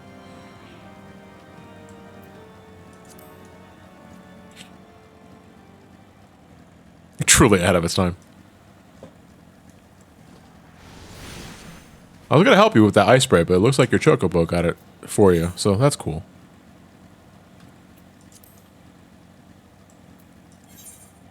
Oh wait, is this not Stone Vigil? Are we we're going. This is the Snow Cloak area. Yeah, are we getting close to the waterfall?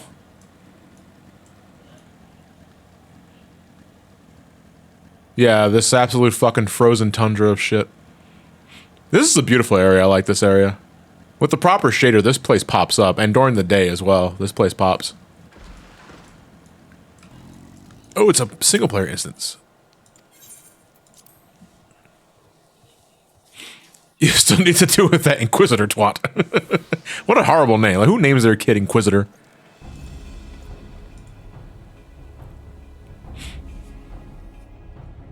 Oh, my first time I ran into this area, I ran into the Behemoth Fate. What a time. Who names their kid twat?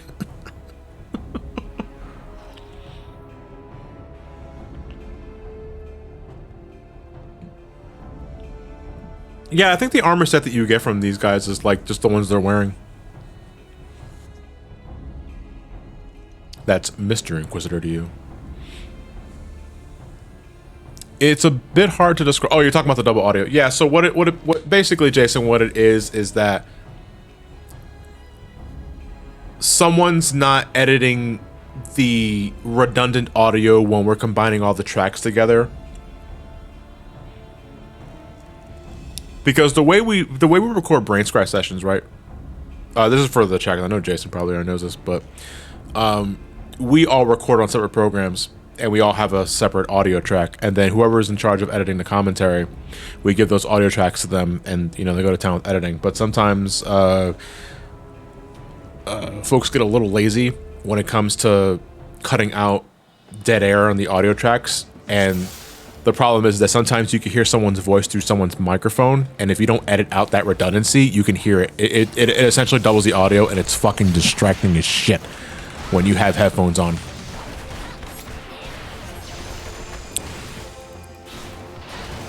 So when we get back from break, I'm gonna be much more of a hard ass with that, because I fucking hate it.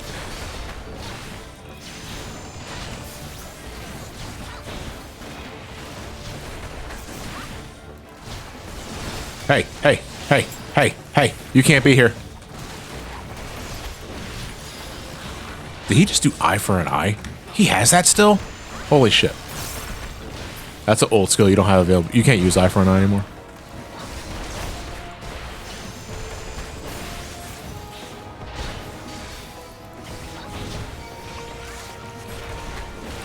So thoughts on the upcoming Indiana Jones film? No thoughts. Do not care. Not really an Indiana Jones. That's a big boy. Well, hold on. I'm going to take care of your child. I am a Realm Reborn. Stand your ground. 'Tis but an illusion. I don't think it is, buddy. This guy looks like he's mean and in charge and large, and he's biting me. I'm actually surprised he's not swallowing me, ho. I am a small fucker.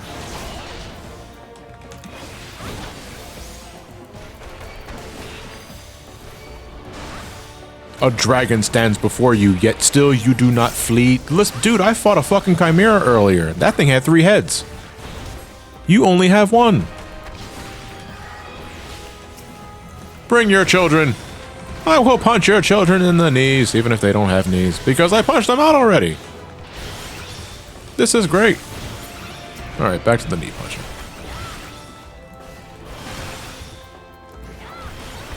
Fuck you. No!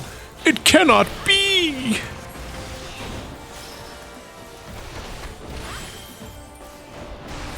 Good night, girl.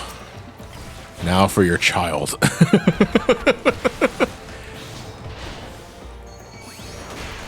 Nice flash. But flash doesn't exist anymore, which is why it was completely ineffective for that. I am Final Fantasy 14, Realm Reborn. He said the thing.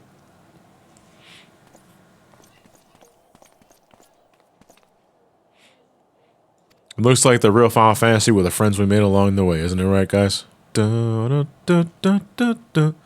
God, I don't miss Flash as a paladin. Yeah, I don't like Flash, period. I don't know, man. It's just like, in concept, in essence, it shouldn't be any different than like your standard Overpower or your Unleashed, your AoE enmity skills. But for some reason, Flash, first off, it was a spell, which is weird because I think it just didn't mesh well with the rest of the kit. And it just didn't felt like the enmity generation just wasn't good. It did blind opponents though. Like it did give enemies a blindness debuff for like, I think it was like 10, 15 seconds. It also did no damage. Yeah, you're absolutely right, Adele. It did no damage as well. It just didn't feel good to use. Remember, oh my God, Sword Oath before Shield Oath. So Paladins in the game now, their tank stance is called Iron Will. Back in the day, you had two stances. Every tank had two stances, essentially, except for Gunbreaker, because they got rid of it by the time Gunbreaker was introduced. Warrior, you had Defiance and Deliverance. I miss you every day, Deliverance. Dark Knight had Grit and Dark Side, which is, they were kind of like the exception rather than the rule in that regard. And Paladin had Sword Oath and Shield Oath. Shield Oath was your tank stance. Sword Oath was your DPS stance. You got Sword Oath before you got Shield Oath. And Paladin was the odd child of the bunch because Warrior, you get Defiance at level 30. Dark Knight, you got Grit at level 30. Paladin didn't get Shield Oath until level fucking 40. Which means you are going 10 levels into content without your fucking tank stance. And you know what happens when you don't have a tank stance? You don't generate aggro. And all the enemies are fucking attacking the DPS. It means Sword Oath, whatever the fuck it means. You know what I mean? The shield thingy. You get Sword Oath before you get Shield Oath. I was like, why was it like this? But nowadays they don't have to worry about it because they got rid of all of the tank DPS stances for one thing, and just made their tank stance like sort of a trait. Is PLD Paladin? Yes. Not PAL. It's just PLD, not PAL. There's no friend of mine. Now everybody has a generic tank stance. You know, Paladin is Iron Will, Warrior it's Defiance, Dark Knight it's Grit. Gunbreaker is Royal Guard. You know, the days of stank dancing, Jesus, stance dancing is a thing of the past, and you can argue that takes some of the skill away from being a competent co-tank. I also just think it's a fucking headache. Although I miss Deliverance so much. Deliverance was the DPS stance for Warrior because I just like the animation, man. You fucking do the bring it pose like what Gunbreakers do now, but you get that fucking gesture and you get like these swarming orbs that surround you for a bit, and it was so cool looking. But now we can't do it anymore. Although maybe one day we'll get it back in a different context because the animations are still in the game. They have to be. Let's go behind the tower, I think, right? Or no, is it just above there? Oh, no, wait, this is the, fucking thing. I can just climb up here. Yeah, there we go. Oh my God, Cleric stance. That was a thing for a while. I mean, that got changed, I think, in Stormblood or Shadowbringers. I want to say Stormblood. But Cleric stance was an ability that healers had where for like 10, 15 seconds, their intelligence and mind stat would swap. Basically means that while you're in Cleric stance, your magical offensive spells did more damage, but your healing was shit. And it was basically a healer's DPS stance. You know what I mean? it was, I didn't like it. Before they got rid of it, they just made Cleric Stance a generic damage increase without affecting your healing ability. But after, I think, Shadowbringers, they just got rid of it entirely. And they made healers damage scale with their mind stat, because every class, every role in this game has a main stat, essentially. For tanks, it's your vitality. For tanks, it's your strength and vitality. For physical range and ninja, that's dexterity. For healers, mind. For spellcasters, intelligence. And in the days of Heavensward and Stormblood, you had to cater more to those specific roles than you do now, because they made it a little easier to keep track of. Back in the day when you leveled up, you would also get a stat bonus, like a stat point to put towards a stat. And you could put it anywhere technically, but you were always putting it towards a main stat. Like if you were getting, technically tank stat is tenacity, but tenacity is just kind of a meme in 14 because it's kind of negligible. Most of the time, you're just putting your stats towards crit and determination, or direct hit if you want to be weird, or you care about your parse. But in the earlier days, when you leveled up, you would also get a stat point that you could put to any one of these main attributes. But most if not all the time, you were putting it towards that role's specific attributes. So if I were leveling up as a tank, right, and I got a stat bonus, I'm always putting that bonus point on vitality, because that's your HP. Like, that is what tanks need. They need more HP. Yeah, min-maxing, basically. They got rid of the stat point bonus, though, in, I want to say, either Stormblood or Shadowbringers. I used to play both Scholar and Summoner equally, and we used to have an item to swap our Mind Intelligence stats. Nightmare. Yeah, I think I vaguely recall that. Hey, Sierra, by the way. How's it going? Hope things are going well for you.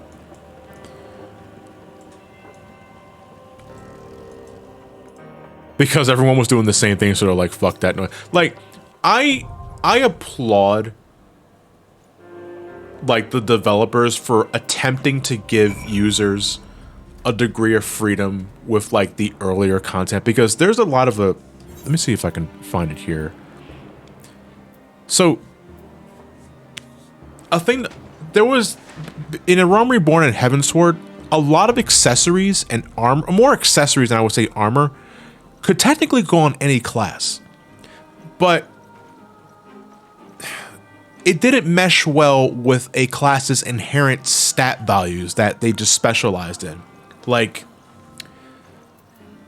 you see these accessories that I have here? All of these are slaying accessories.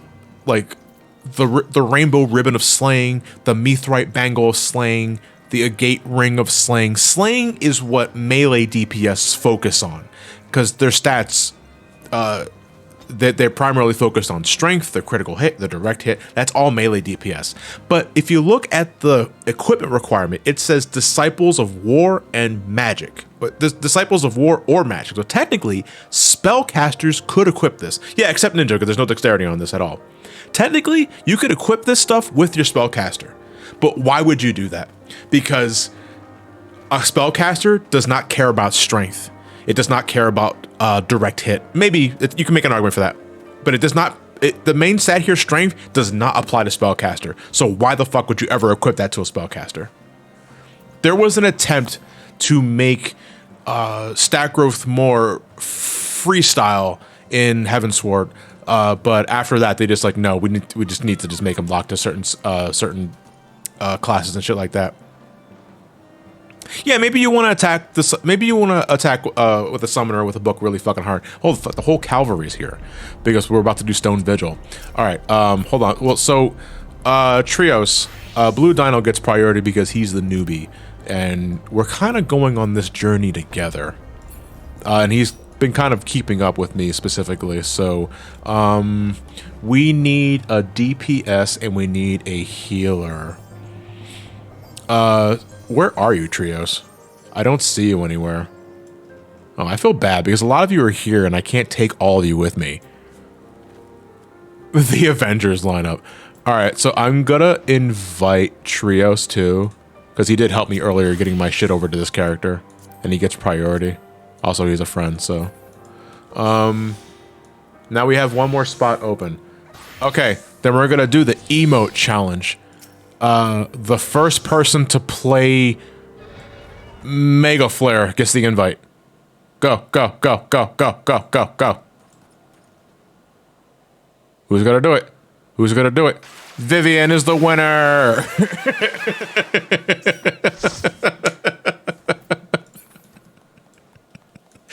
Okay. That was fun.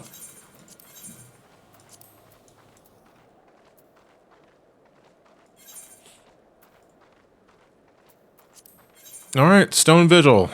This is our next mandatory dungeon for Realm Reborn. Oh man, damn stream lag. What the fuck was that? Anybody else hear that lost child?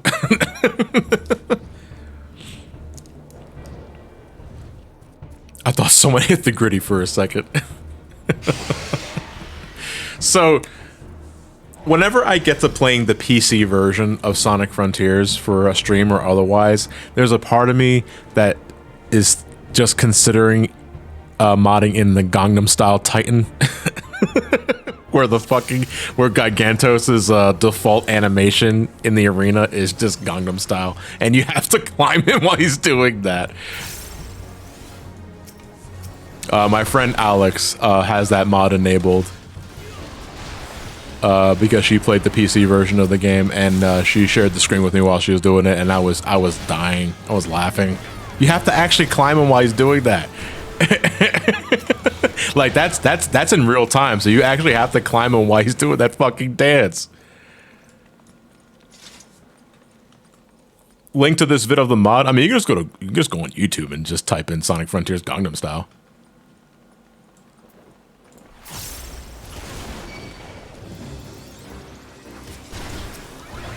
All right, so Stone Vigil. This place can actually be, if you decide to like large pool, this place can be pretty dangerous early on. Specifically, like the first few pools are pretty mean. But every once in a while you're traversing down this hallway, you'll get a random dragon that just spews in and just hits like spits fire at you and then just leaves. Like doesn't elaborate and just leaves. This is a level your level caps at 43 in this dungeon, which means I don't have access to all 3 of my AoE skills, which means I have to awkwardly hit Armor of the Destroyer, then do a single target action, and then I can do Rock Breaker. That's fun. I'd rather just be able to do all 3 of my AoEs, and I can't do it because this dungeon doesn't let me. Why is the dungeon so mean? A lot of tanks get overconfident here, I find, yeah, because you know, it's like big pulls at this point are easy. And then you pull the guys in the hallway, and for some reason or another, it's random, I swear to Christ. Sometimes the dragons can see you through the wall, and they will pathfind to your exact location, and suddenly, what you thought were 4 enemies suddenly becomes 7 or 8. And the tank just fucking melts.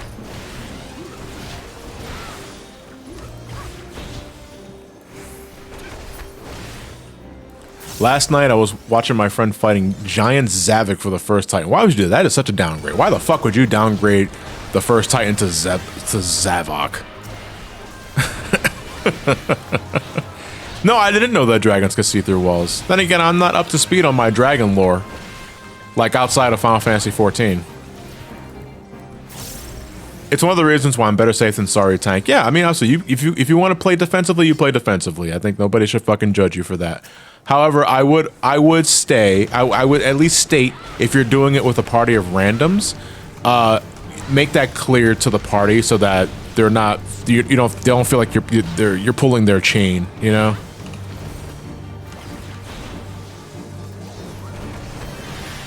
Because to me, clarifying is better than not clarifying, no matter what it is. I think this guy always does like lion's breath after doing a swinge.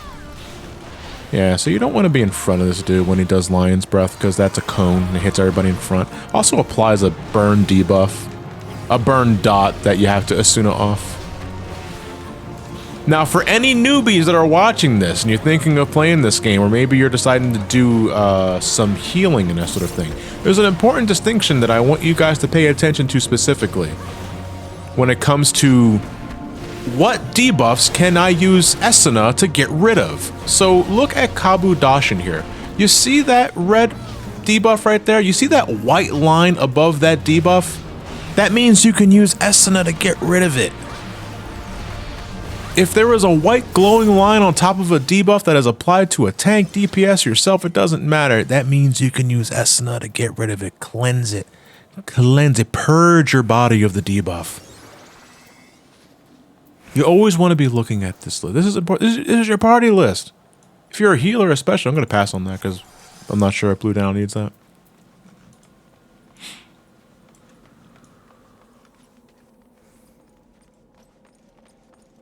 There's also an arrow showing what is a buff and what's a debuff. Yeah. If it's a debuff, if it's a buff, the icon, you see how the icon kind of takes the shape of an arrow? If it's pointing up, it's a buff.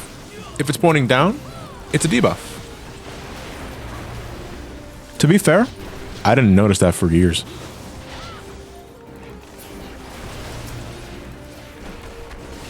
The passive aggression of that piece of advice is absolutely delightful. I'm just saying, I'm bitter.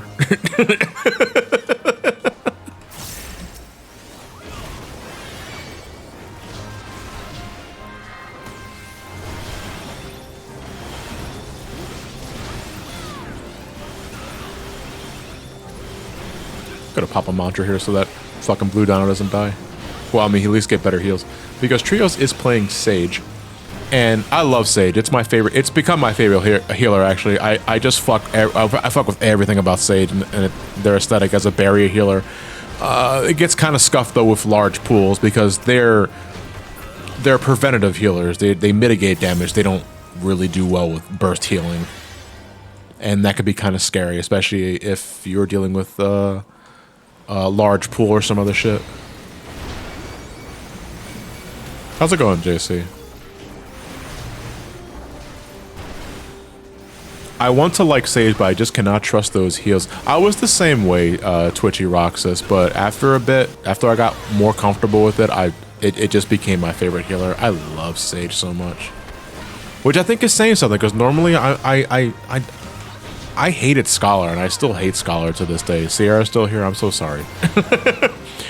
I don't like Scholar because I'm just not good at I'm just not good with the pet.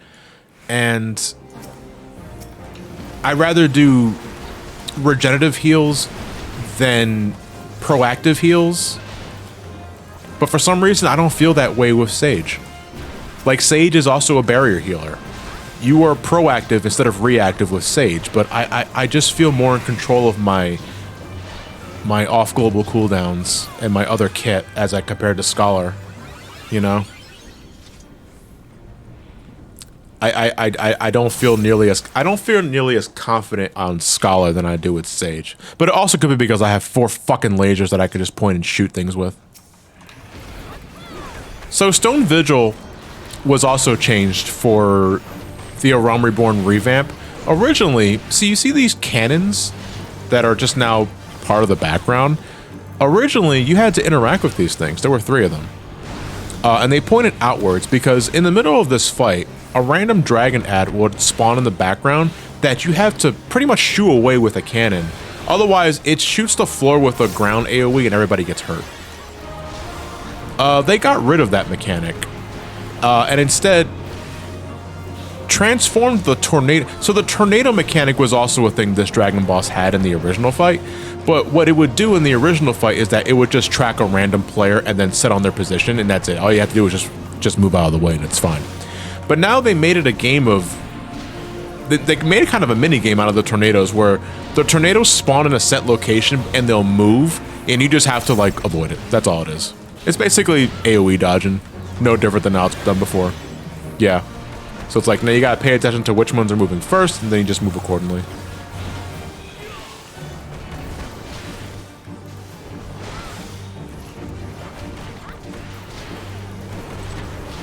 Yeah, the hard version still has the corridor where you shoot the dragon. Was the hard mode But did they add duty support for Stone Vigil Hard?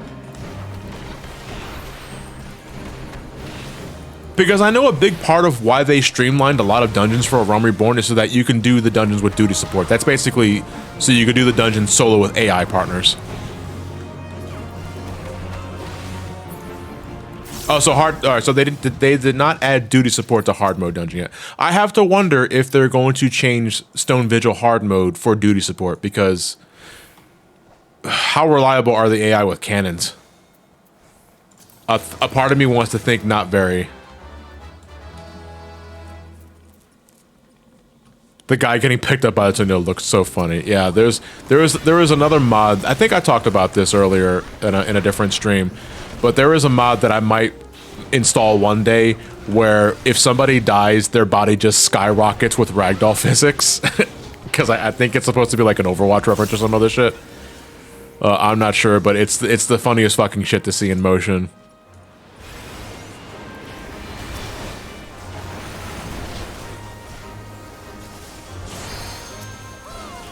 Only MSQ dungeons are being dealt with so far. Okay, so they haven't touched the optional shit yet.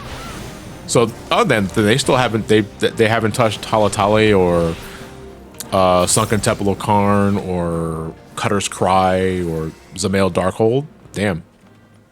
They also changed the lighting for this place, I think, too. Or oh my god. Fucking no, actually, hold on. I don't think duty support for those dungeons would be, because you can take your squadrons to... Squadrons are a thing still in this game. And I think Aurum Vale is one of the dungeons you can take your squadron with. And what's duty support if not more competent squadron? We can talk about that later, because I will be showing that off later when we get to like exploring the depths of Realm Reborn. Because guess what I want to do with this character? Level up my crafters. Only up to level 50, though. Until we get the Heaven Sword. Oh, fuck.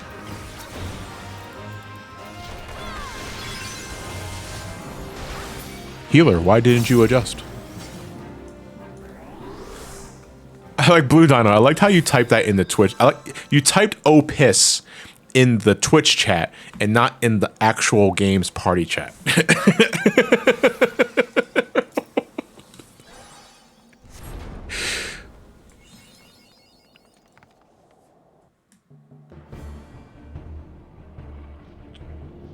What is it? Yeah, there's a party chat. I know you're kidding, but it's like I feel I have to elaborate for those that are watching. So my webcam is actually blocking the party chat. I do that for TOS reasons. Because if someone says a fucky wucky, that's technically on me.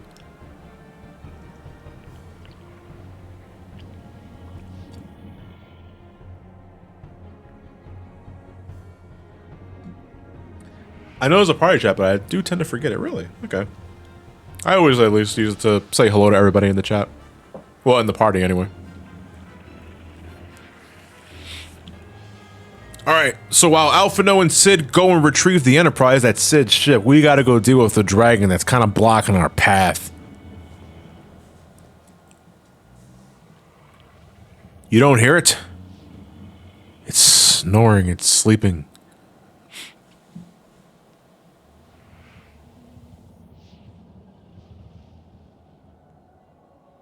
But I think what would have made this scene is that you see Laha Brea doesn't say anything, whips out the air horn, smiles like a shit demon, and just hits it once and wakes the dragon up, and then just leaves.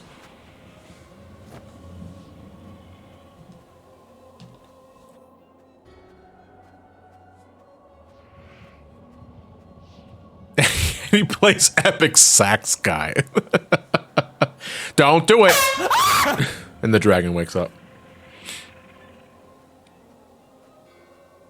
He's the squirrel in the Emperor's New Groove that pops up. But yeah, that's right. Absolutely right. Damn, Laha Brea. I can't believe it took us until Endwalker to finally flesh you out.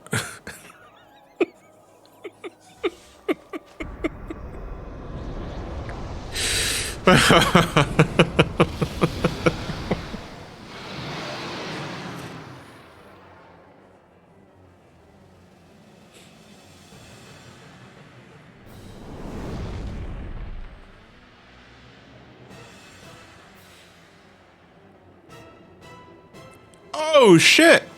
A dragon! I'm gonna whip that ass!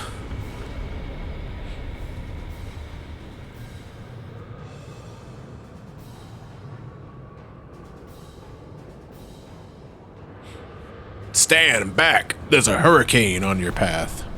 Dun, dun, dun, dun, dun, dun. The fucking I can't sing the theme. What are you reading a book for? Fucking. Alright. Is Gabine, you just lost your knee privileges.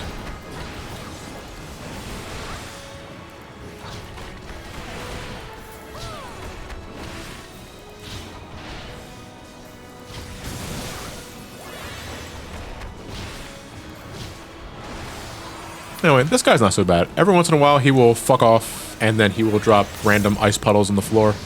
And he'll also just dive bomb in a specific spot. You don't want to stand in the ouchie ouch. Avoid the bad. I just summed up pretty much all of Realm Reborn for you, and a lot of other dungeons too. Avoid the bad. He has an AoE attack called Rhyme Wreath, which hits everybody. Can't really do anything about it. There is a tank buster attack called Frost Breath that aims directly at the tank. It's also a frontal cleave, so don't be in front of the dragon when he does it. Yeah, that right there. That hits everybody. So don't be in front of the dragon. This is a good general rule of thumb. Don't be in front of the boss unless you're the tank.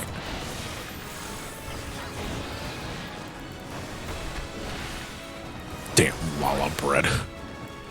Can you say that? Alright, watch out.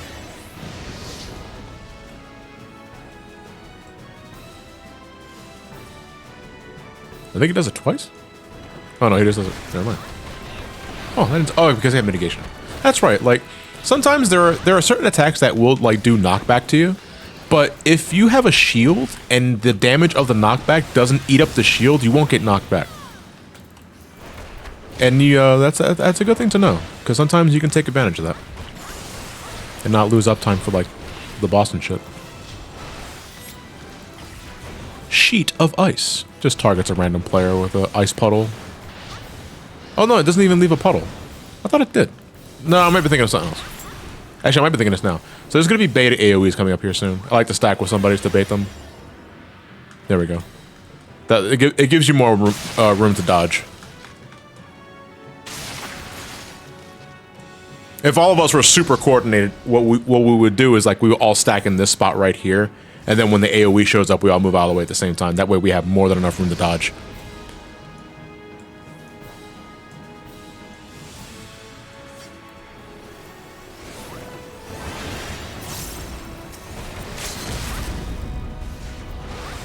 Hibachi.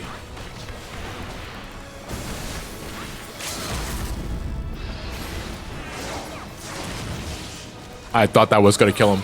No, now I had to fucking awkwardly tap his knees.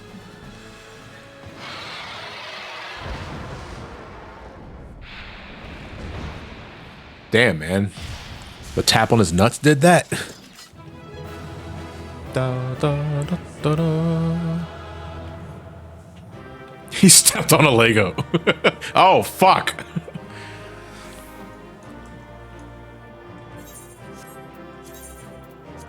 Oh, I got the blue dragon card. Oh, this is the Xbox game. Fuck, trash.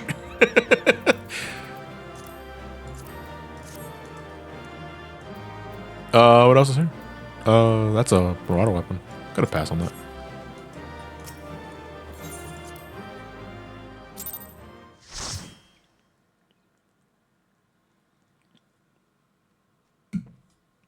I mean, I go down two if a potato flicked my nuts. Like, we're not even talking about a Lalafell at that point. We're just talking about an actual fucking Idaho potato that just goes right for your nads.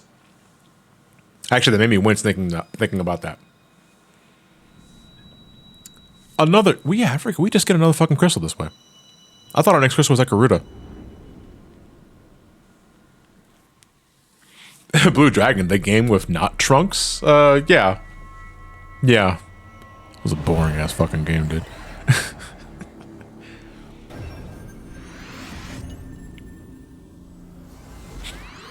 Dude, your Warrior of Light was looking at the Joker. Oh, like the bit notification? I gotta look at the playback for that one.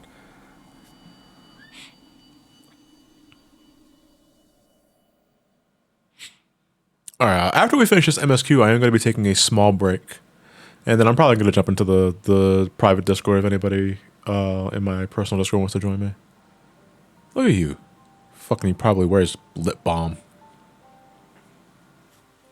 Prim and proper looking ass. Yeah, getting the crystal here is kind of random.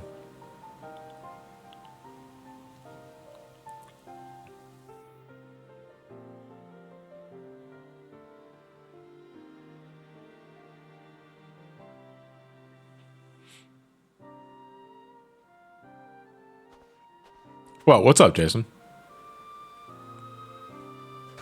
Did you get bad Starbucks again? You can be honest with me. You look like you were born with a silver spoon so far up your ass it replaced your brain. The snow effect is just a background layer. Hold on, let me see. So right now, so here it's a background layer here. It is definitely clipping into something here. I'm not sure what it is. I see what you're getting at, Jason. It is definitely just a. It's a snow animation on an alpha layer that turns with the camera.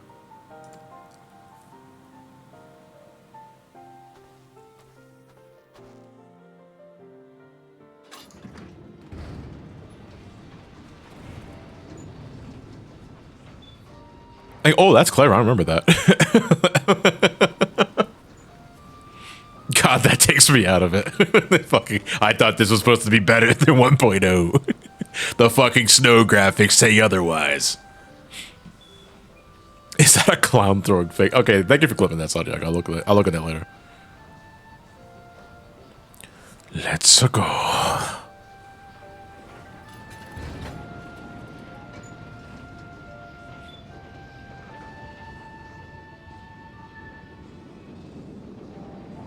Yeah, see, right now the snow looks really good, but like in that close-up, I have to agree with Jason, it looked pretty funky. Also, I'm surprised the ship was able to fly, given how long the airship was likely inside that cat. I mean, the harsh conditions, not to mention the weight of the... I mean, the snow probably wouldn't weigh that much more, but still. Gotta love how buff Sid is here, but he'll probably lose a fight to a gremlin. What's funny is that there are times, especially when we get to like the Omega quest storyline in Stormblood, where like I think Sid shares like battle animations with a paladin or a gladiator. But yeah, he doesn't strike me as a fighter, despite like, I mean, the guy, Sid is pretty fucking ripped, all things considered. Like, he is, like, this is a hot fucking grandpa. I mean, he's not actually a grandpa. He's actually, I think he's only in his 30s. Believe it or not, like, he looks weathered, but he's actually not that old.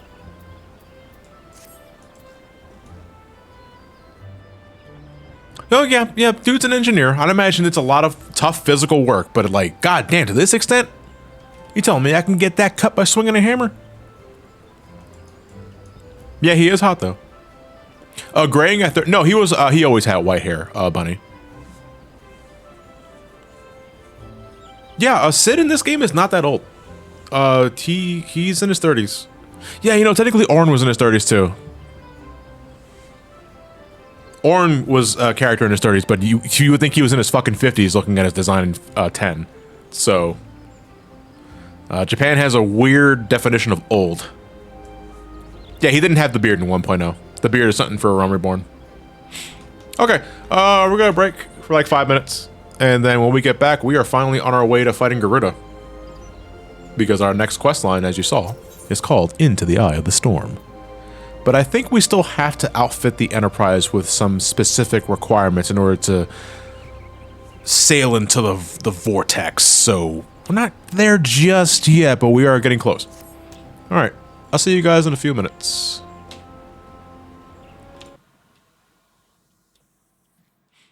I should probably put some music on, actually. No, actually, I'll just leave it on the fucking regular music.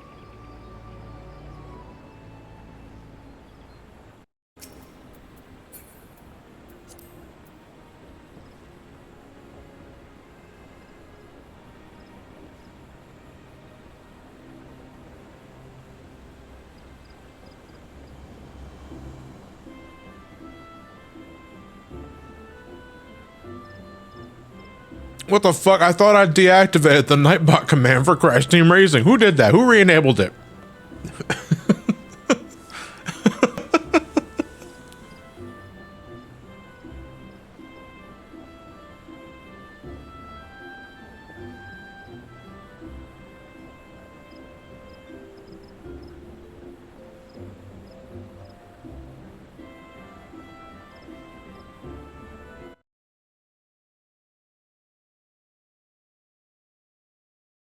Oh, man.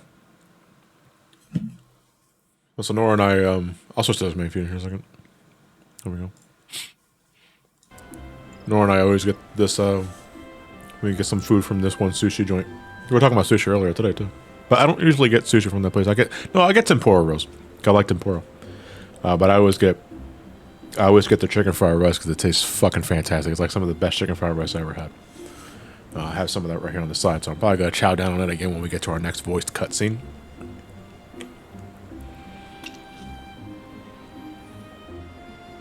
But eating rice too fast gives me the hiccups.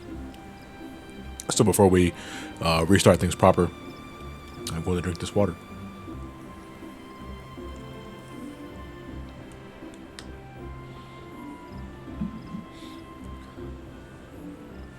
I'm too tempura for tempura. Get it? I'm broke. All right. First off, yoink.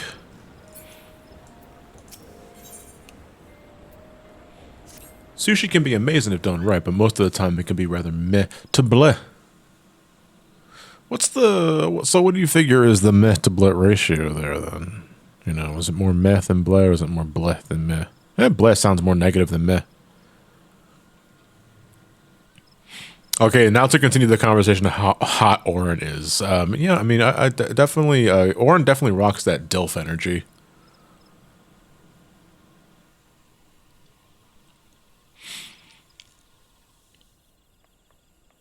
Yeah, so we managed to recover the Enterprise, but it's outside of that return trip from Stone Vigil. It's not in the best shape, so we gotta fix it up a bit. So we're not ready for Garuda just yet. We gotta fix it up.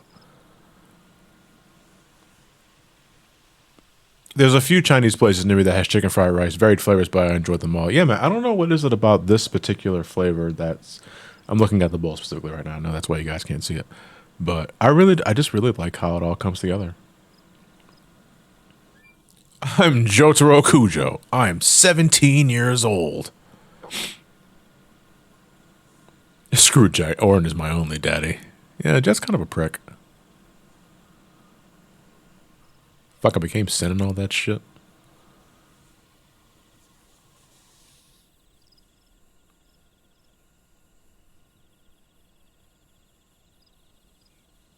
Yeah, so at this point, we already know about the Howling Eye. That's where Garuda resides. Because I think we are at this point, we already know that the Ixal are planning on summoning Garuda if they haven't done it already.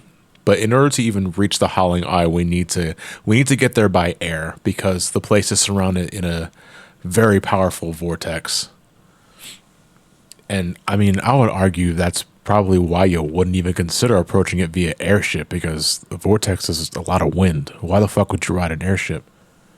You know what happened if you threw an airplane into a tornado? The same thing that happens to everything else.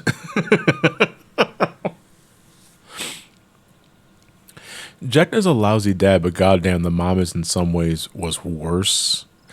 I have to go back and play the game, but my immediate memory of Tidus's mom was that, I mean, she was also neglectful of Tidus, but she was also way too fucking tolerant of Jack's abusive side as well. Like pretty much all the worst qualities of a stereotypical stay-at-home mom. You know what I mean? I might be misremembering it though, so.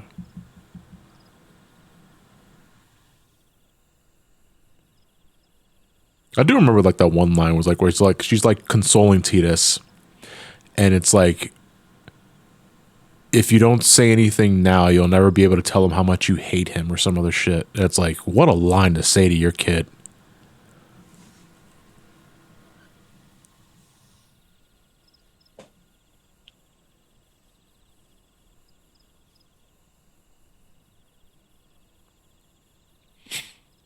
You know who has a shitty dad? Gon's father from Hunter X. No, I mean, it's Hunter Cross Hunter. Is it? Is it Hunter X Hunter or is it Hunter Cross Hunter? Either way, I've never seen it. I only know of it, but I don't know who Gons is. His name is Gons, as in Gone. It's Cross. Or is it just Hunter Hunter? Why the fuck is there an X there? Why is there... You know, fucking Spy Family does that shit too. Hunter by Hunter. Hunter Square, you could say.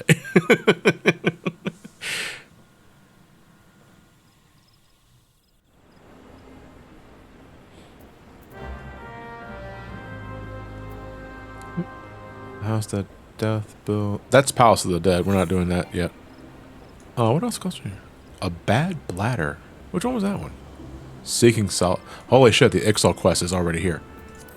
Oh, that's a good way of leveling up the crafters, actually. But I'm gonna be doing that off screen. Hold on, I wanna see. I can't fucking. There's a rope in the way. Hunter. That's a way of putting it. Let me out. Do I have to talk to the airship? Do I gotta talk to you? Yes. Why can't you just open the gate? Why is it technically 2 instances? That's so stupid.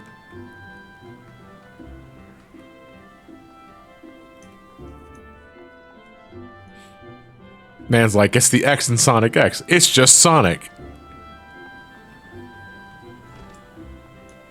Gotta make sure the kids just don't run by. Do I look like a... Anyway. Oh, wait, actually. Oh. Put back on my regular gear. There we go. Now I look normal.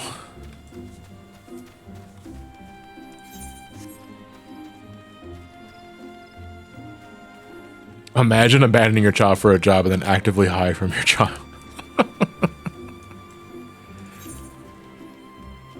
Hold on. I am pretty sure. Hold on, cracking up a coal with the boys. Who the fuck is opening their... Divorce was your fault. What the fuck? Was it my fault? I'll get to you when I'm finished with her. What are you doing? What does that sound? ASMR. Sounds of stepdad. What the fuck? No, he did it as like a fucking joke at like how stupid the ASMR crowd has been getting. Or because of how specific they get? Yes, exactly. What? But that's fucked up. Why the hell would you listen to that? I mean, I'm talking to like actual folks that listen. It's like, getting domestically abused by my husband, ASMR. Just what I need. I mean, now I hey, can people sleep. look into that for fanfics. So. No, no fucking difference. There are. That's a lot. That's a heavy ass load of luggage Red to carry. flag. Yeah, no, that's not a red flag, man. That is fucking 5 tons of luggage that you have to carry. That's the XIV line. Okay, Bad Bladder's XIV. Which one's this one again? Wait, what are you giving me? You're a blue quest, so you offer me something. Seek. Oh, you're the Sylphs. Never mind. I'm not doing you for a while. What the fuck? Holy shit. Red flag. That's the fucking Iron Curtain. I mean, that is literally the very first question you ask on a date is, so what's your relationship with your dad like?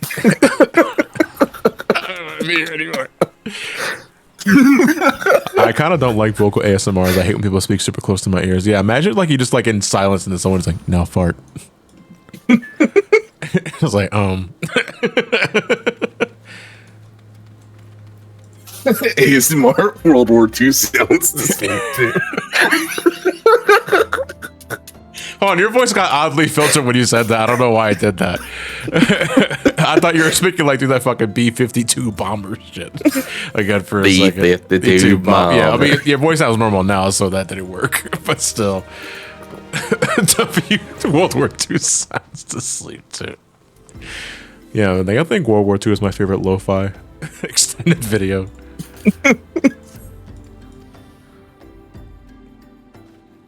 What if you fall asleep to that and the ASMR guy just calls you out? Bitch. Mattel Electronics presents B-17 Bomber. Bomber. Nah, I can go to sleep. Oh man, you want to know what threw me for a hurdle when I was over here yesterday exploring this place? You know, because normally, like, it's like when you teleport to the Aetherite in Camp Drybone of all places, you're kind of in no man's land because your immediate thought is, how the fuck do I get out of here again? And most of the time, people just take this ramp that goes up and about, but you can also exit via here. And I know that may seem really fucking obvious, but for me, it wasn't for the longest time.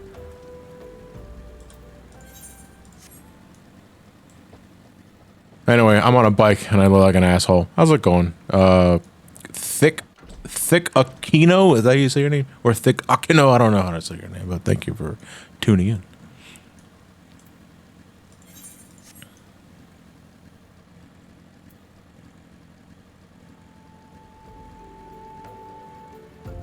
Yeah, there's an exit there. Did I go past it? No, I don't think I did. Yeah, there you are. Hark!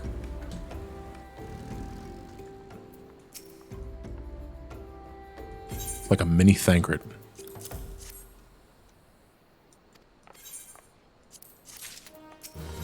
Alright, lead me the way. I'm gonna be wearing a dedicated Onion Knight outfit when I do the Crystal Tower shit. I feel it's only appropriate, and because I got this helmet. Gotta rock that swag, man. I gotta have the flair of someone who made a fucking regretful purchase. I need the flair of someone that says, that guy is a fucking idiot.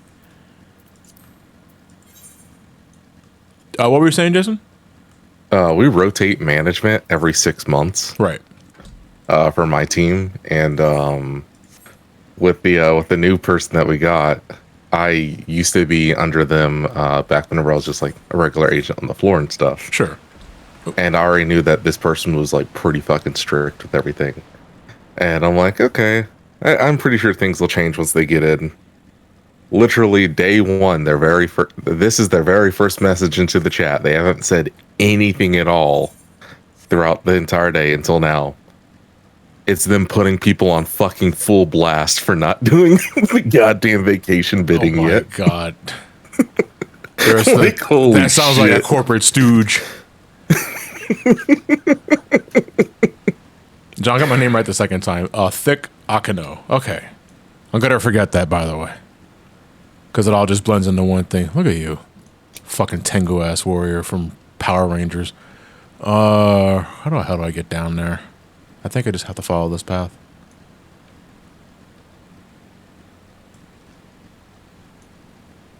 Mothman. Is he Mothman? From Pennsylvania? I can't really say too much about it because it's like, we need it. We need some micromanagement. Just nod head. Guilty. Because like after they posted that, someone responded with, "Oh, we actually have to do it." No shit. It's been telling you in your email every day you need to do this. People read emails? Like, good lord, man. You know how long it took me to get in contact with the fucking raffle winners for the Crash Team Race and shit? They've been here for 12 years. Nobody reads their They do this emails, every holiday. Yeah, I know, but emails are so quaint. Nobody reads emails anymore. Bagoli.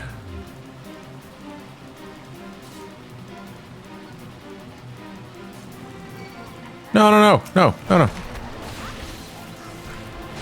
My corrupted cluster, you can't have it. You just lost your fucking knee privileges. There we go. All right. Now to nibble away from the corrupted cluster. I can't taste anything.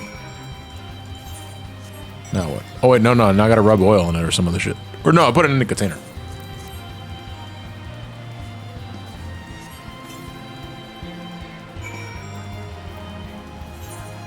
Thankfully, though. No, I can't. I have to go back there. Wait, I think, wouldn't it be faster if I just teleport to Camp Drybone and go right?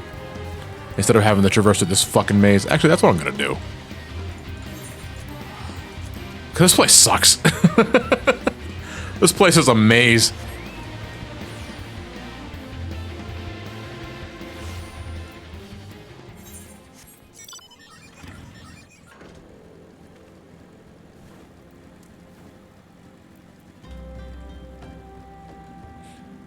Watching you play this influenced me to start up a new game. Plus, it's pretty cool. Hey, okay, that's cool. Glad I was able to help you waste more hours of your life on this game. Couldn't be me.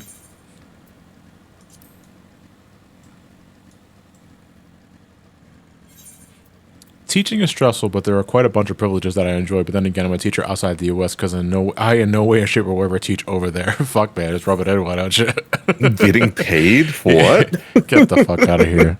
Do you have to take care of your own supplies and shit like that, Trios? Yes. Do they? In the U.S. anyway. Well, no, he's Iceland, so I would say I'm not sure. You don't. They take care of that for you, man. Right? Teachers get way better standards outside the States. I almost fucking jumped off the cliff, dude. Well, like, you can't go. There's invisible walls all over the place, but still. Oh, wait. Oh, I can just go here. There's a first time for everything. Like the plutonium, sure.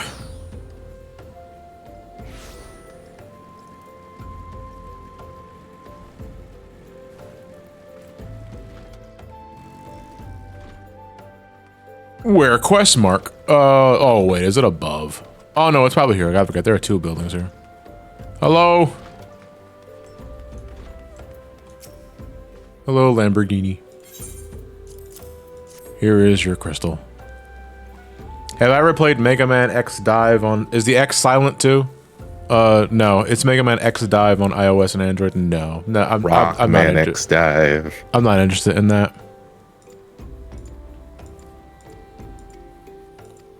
We got a cool ass Sigma design though. I gotta say, I just love like whenever I glance at the chat and like add permitted term pussy destroyer. Like I get automod wanting to catch potential words, but like in the context of our chat, it's funny.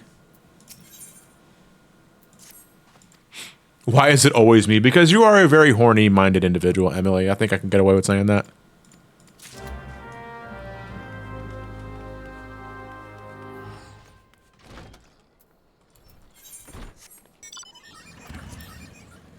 How many goat fucker terms are we? But I can't say gringo and it gets auto-modded. And Emily gets auto-modded again too. And it's goat fucker.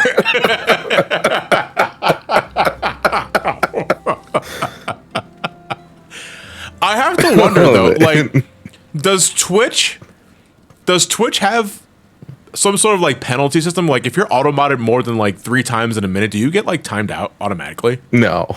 Okay. No, you don't. Just making sure. Where the fuck am I going? Oh, Alaport. Okay. I got auto-modded 6 times in a row on our Yeah, look at that. You see, Fever Dream got the fucking technicalities. You just gotta say goat fuck ah. There you go. You gotta work around it. Yes. Fuck the Emily, that time, the reason why you got hit is because you didn't add the period at the end of fucker. Meanwhile, Automat's like, why does everybody want to fuck goats? Oh no, Automat caught the acronym, unfortunately. In how many different ways we had to I'm trying to see like how many permitted terms can we add to Automat? Like try the goat copulator, the Toriel fuck. That Automat didn't catch that. Yeah, goat lover. Yeah, you just can't fuck it. Goat intercourse lover, the goat fudger. One of these will be our raid hashtag. I'm just not sure which one. Oh Jesus Christ! There's what? I looked down. Yeah. And there's a ladybug on the fucking pop filter. Okay. It turns around and says, I know it was you. Then doesn't elaborate, leaves. Fuck, what happened in the last minute?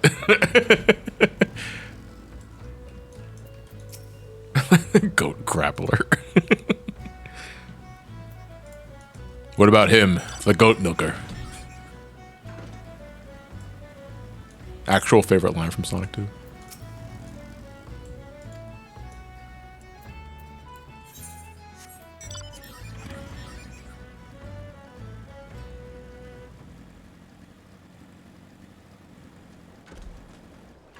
Is there a goat mount actually? Because now I'm going to smile every time I see it. This is a prison. I forgot there's a prison here. Look at you. It's the most modest looking innocent sitting Rogadin I've ever seen in the game. Probably a new hire. It's like he's waiting to get nominated for an Academy Award.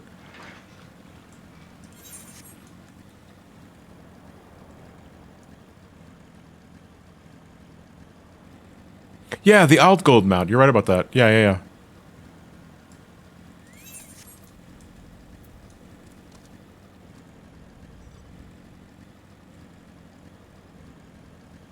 Not the wrong fucking way again.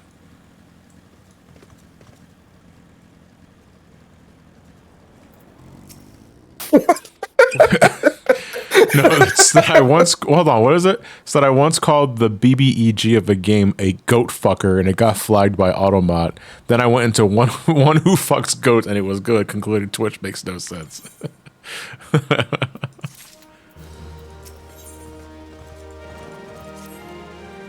Well, one who fucks goats implies context. Casual sex implies the existence of rank competitive sex. I don't know why that sparked the mind.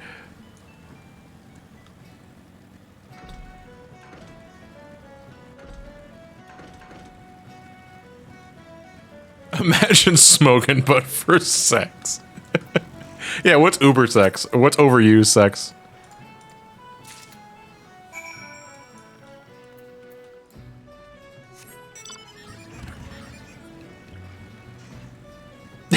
Gender neutral implies the existence of gender frame advantage.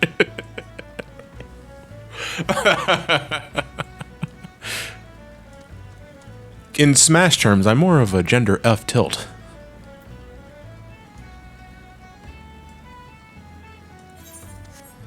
Fuck. I keep going the lower level. I want to instinctively go the bottom route. Maybe because I'm secretly a bottom.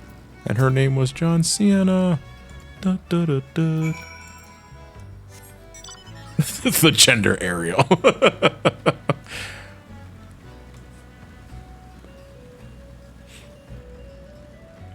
Chris Pratt tries to do the funny Ariel and gets fucking bodied by Aurum Vale. I saw the fucking Mario versus Chris Pratt video earlier where fucking Mario just forward airs the shit out of Chris Pratt.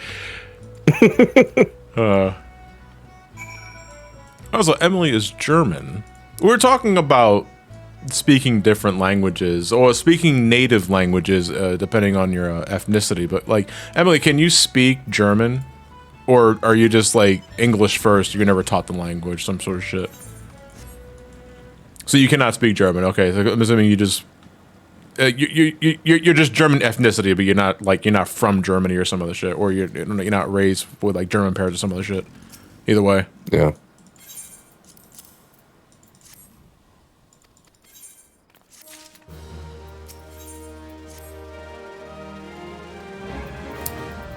my God, just help me get the fucking airship fixed. I have a friend also named Emily, and they're from Belgium. Yeah. And good lord, just the learning gap, or not even gap, but just the stupid rules of English that they had to go through, and teaching them English. I thought that was like a fucking Gatling gun for a second. My God, Dino, you are shiny in this place. Look at the fuck. Yeah, like this place. So this place always has this weird quirk. I'm not sure what it is about the lighting in this island, but metallic surfaces fucking sheen on this island. I actually kind of like it. Yeah, it's like some weird, almost like subsurface scattering on the metal. Oh my God, you are glowing, my guy. Like you are an actual warrior of you are John Final Fantasy. Almost like you're about to say John Souls. Because, I mean, it looks like fucking Dark Souls sheen. Well, we will be getting Dark Souls-like equipment later in Shadowbringers. It's called the Crypt Lurker set. And it's very Souls-inspired. Okay.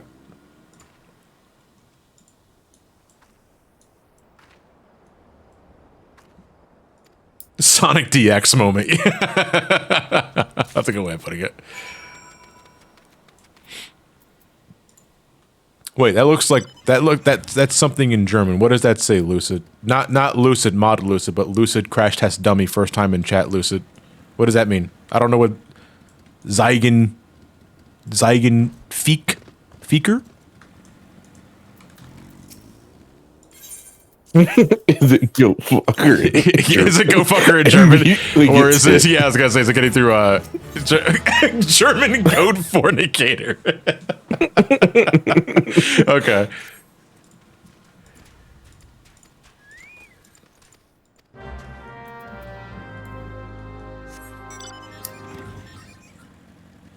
I stepped away for a second. I thought the armor set you were talking about was called the Crippler set. Holy shit, no.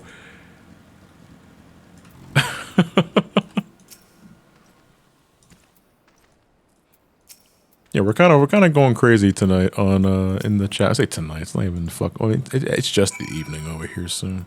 What do you mean? It's pitch black outside. Well, okay, it's all right. You know, I guess I determine it by like the time of the day, not like the state of the day outside. Fuck daylight savings, man. I don't mind when it gets dark early though, and I feel like I'm the minority in that. Well, you don't work a 9-to-5 job. I've liked it since I was a kid. I don't understand you. Yeah. It makes me feel like I've wasted my day even faster. I guess it's because I don't have a 9-to-5 anymore, and because I'm naturally a night owl anyway. So it's like it's just natural for me. I'm naturally a night owl, but also like, you know, doing shit. Oh, so we get introduced to the Siren in this quest. And we're not going to fucking do anything about it until, like, Pharaoh Sirius, I think is the name of the dungeon. Just continuously having to add goat fucker.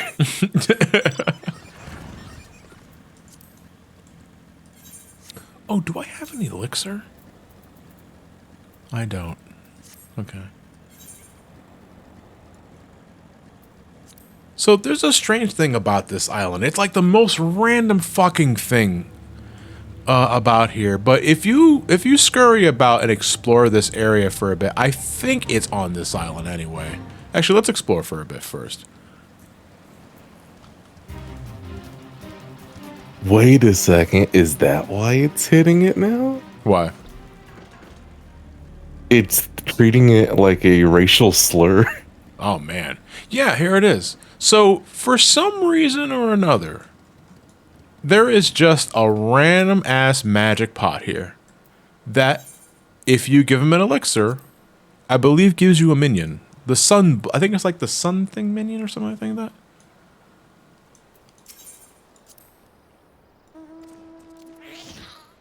Does anybody know the context of this thing being here? Also, does anybody got a spare elixir? I want my star ball minion.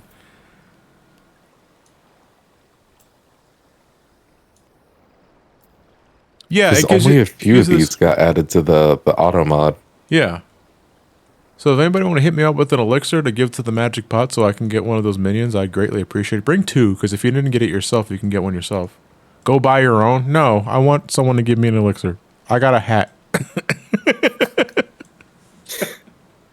16 days ago, added as permitted term, excessively trans. What does that mean?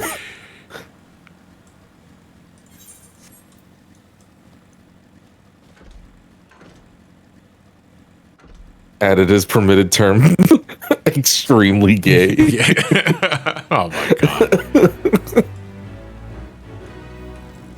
Can a Lalafell borrow an elixir? Oh, wait, shit, this is a solo instance. Shit, wait, hold on. I want my magic pot minion first. Hold on. Follow me. We had to check bros over hose a while ago. There was an FS monster that you can farm for elixirs. Well, no, because like the magic pot is an enemy as old as Final Fantasy V. I want to say that was when Magic Pots made their debut.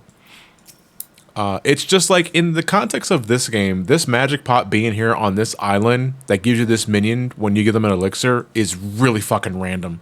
Like, I don't know what's the reasoning behind you a minion? this. It gives you a minion, like a collectible minion. Okay. Yeah. Oh wait, shit! I'm busy. You can't trade with me. Give me a second, Trios. Trios. Fuck, is that Pokemon reference? Okay. Yeah, I set my status to busy so I don't get fucking swarmed with FC invites. Man, swarms. Let me see if I'm still getting DMs. Yeah, so if you give him an elixir, you get the wind-up sun. If you give them a high elixir, you get the wind-up moon. We're just going to get the wind-up sun for now. I'll come back for the moon later. And there you go. That's how you get 2 minions from this dude.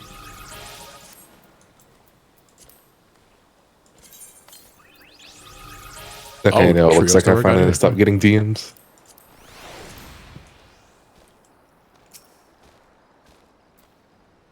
And you know, for a while, this was a means of G-posers to get proper lighting for their snapshots. That's funny. They would summon this thing at a proper angle and then like just pose in front of it. Yeah. Yeah, that's right. If you poke it, it raises the altitude, I think. Using it as a ring light. Yeah, exactly.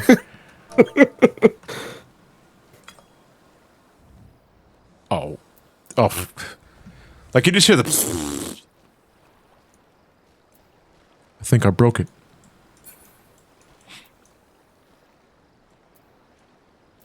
Yeah, that was actually the original intent behind it, says Lord Lunder. I believe it. Because originally G-Post didn't have camera lighting features like, well, let me show it off right now, actually. You take the moon, and you take the moon, and you take the moon. 1 second, G-Pose. Here we go, I poke. G-Pose originally didn't have these lighting settings. Where you can set a lighting here based on what. So you have three lights that you can place anywhere depending on where the camera's facing. So I can put a light right above me here. I could put a light in front of me here, and I could put a light behind me here. And now look, I'm positively glowing.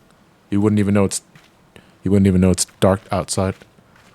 You take the moon, now you take the moon, now you take the moon, now you take the moon. Thank you. Save that for Endwalker.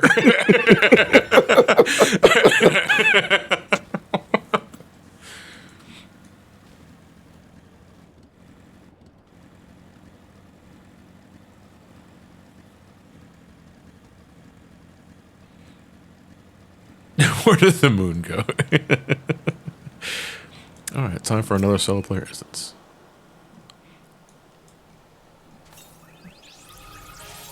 Destroy the moon. Moon's Haunted was one of my favorite day one memes of Endwalker. Someone just altered the title screen just to say Moon's Haunted.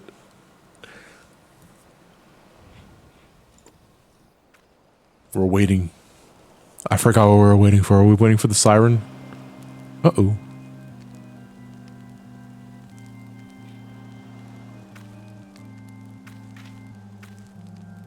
You fell asleep, making me the winner.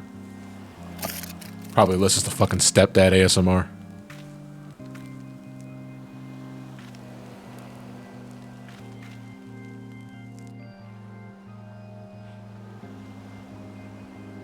Booba. Wait, talking about probably watches what? What's your connection with your dad like? 'Cause if it's bad, you might take it out on me.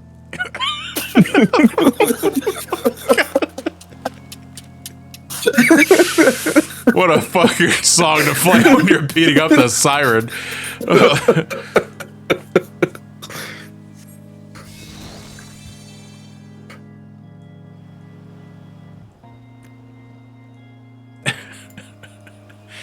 True love spurred, his cruelty's reward. What? No, I'm not gonna defeat the sorrow. So, hi guys, how's it going? You guys on good terms with your stepdad? This will be on the test.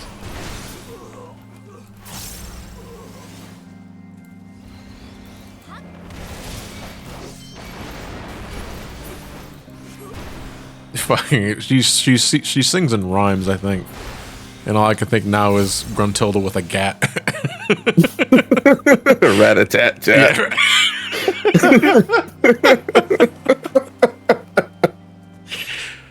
I think that video is still on the Discord. Can you play that actually? I posted it last night, so I think if you just like search my thing specifically, you should be able to find it.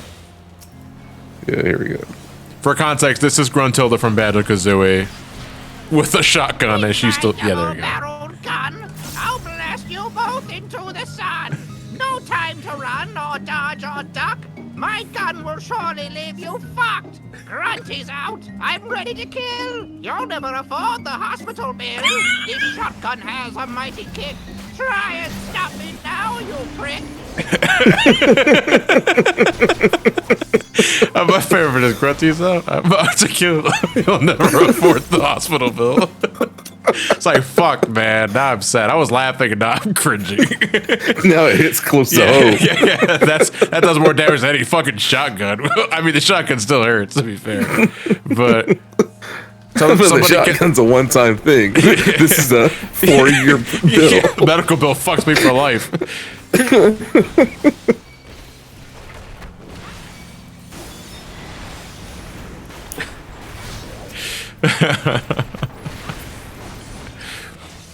Oh yeah, we were talking about Cocaine Bear a couple streams ago. Why? Why is that a thing? I don't know. Because it's based on a true story, apparently. Like a cocaine did ingest the bear. That's what I was gonna fucking say. That's some pretty strong fucking cocaine. Getting into devil fruits over here. No, but a bear did, to what I understand, they ingested cocaine. But the real bear OD'd and died. But they're making it like a fucking cheesy horror movie out of it. Anyway, come over here and get your high elixir. Shut up and eat your peas, Luigi. Okay, 1 second, Dad, I'm on my way. Dead man's moan. Oh.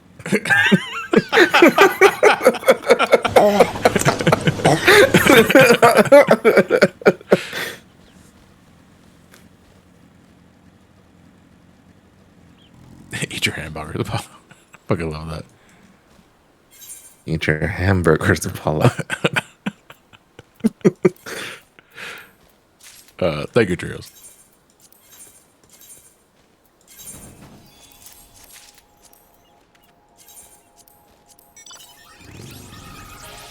Scooty Puff Jr. Away! Oh, I have one of those too on my main character anyway. I need to go back and actually do the extreme version of that dungeon. I still have not done that yet. I've done that yet. Don't be ridiculous, Apollo.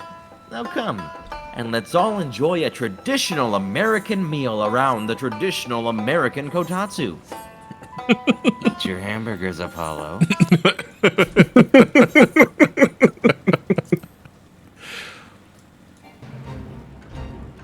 I remember thinking that to myself, and like in the second game, I was like, "Are we still in America?"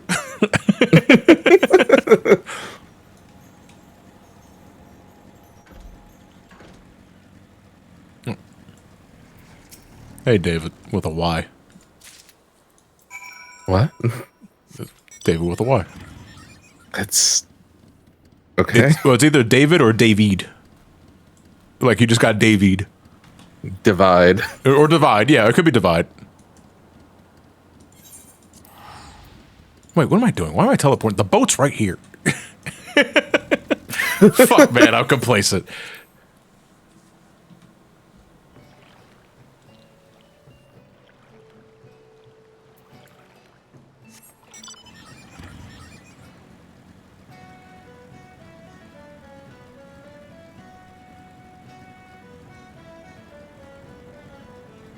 Johnny in 14 is known as Johnny. Yeah, I mean, I don't know Eorzean pronunciation. They speak some English. Don't patronize me. Go here and take your booba juice. Actually, I don't know what I gave her. What the fuck was the quest's name here? Hold on. What? The curious case of Giggity? I don't remember that quest. Giggity, Yeah, I don't- giggity, goo. Giggity, giggity. Let's have sex.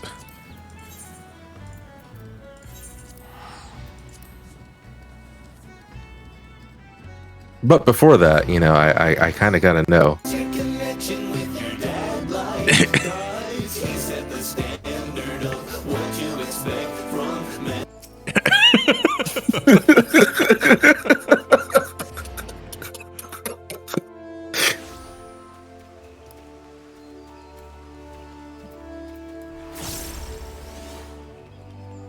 Isn't that a reference to Benjamin Button?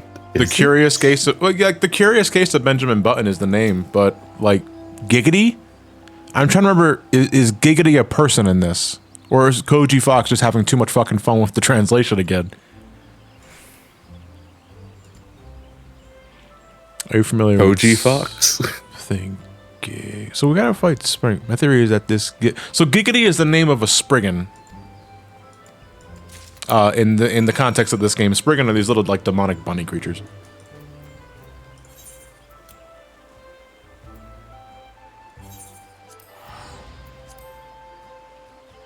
Good morning, Ray. We're talking about the meaning behind Giggity in the context of 14 because the quest is just called The Curious Case of Giggity, and I forgot it was called that. You missed a lot, Ray. I've been streaming for like 3 hours, and we definitely went places. Can you type in goat fucker in the stream?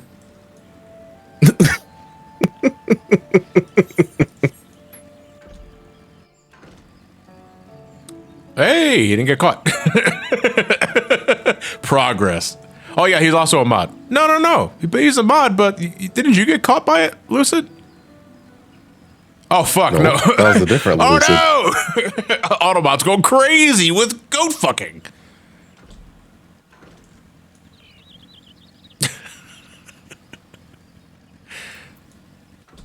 If there's something strange going in your farm, what could it be? Goat fucker!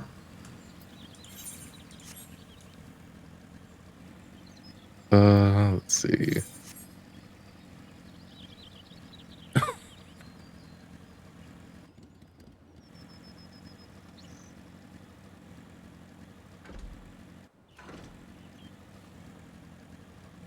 See if I can lower the auto mod. Okay, like the up its tolerance. Yeah. I need it to where's the slider? Busted, I need busted, Intel's busted, slider. busted. Crystal Bearer, are you Giggity? What was Crystal I need Bearer it to cooking?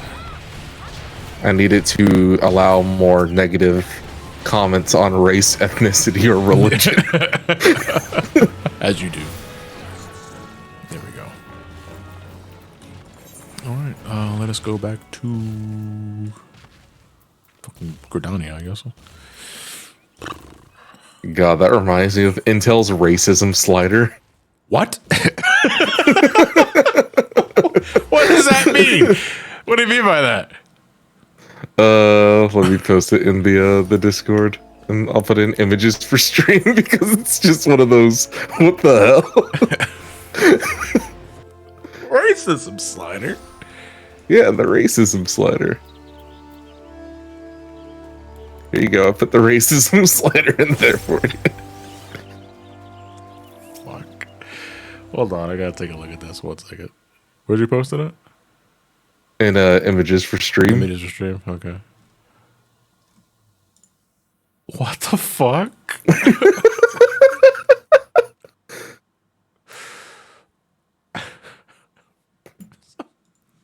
I have to post this on the thing. It's like it's fine. Like this is safe for work, but still, it's like, what the fuck is this? What am I staring at? No. So they were doing a real-time AI that would take your audio and automatically bleep out certain content Right. by using, machine learning to figure out what to bleep, including the N-word. Yeah. So, see, I want a PC that blocks some racism and xenophobia. But I like how But not N-word. all. I like N-word is just on and off. Yeah. Like there is no none to all with that bitch. It's just on and off. It's on or And like- off. There's either hard R or not. What the fuck is name calling though? Like what constitutes name calling?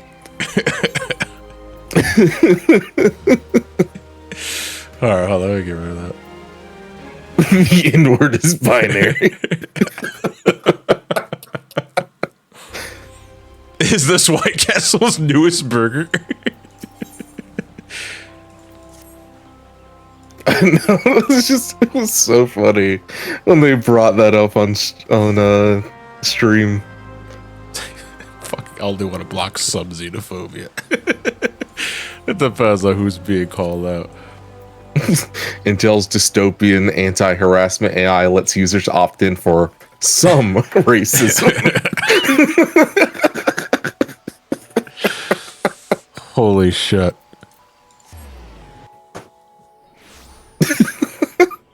Wait, what's that question? Oh, that pause is right. We can go to the airship landing now. I've been losing my shit until now because N-word is binary.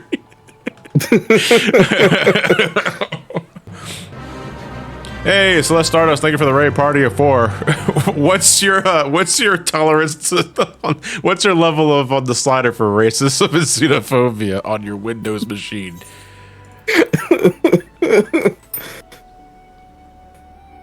Like, what a time for a raid.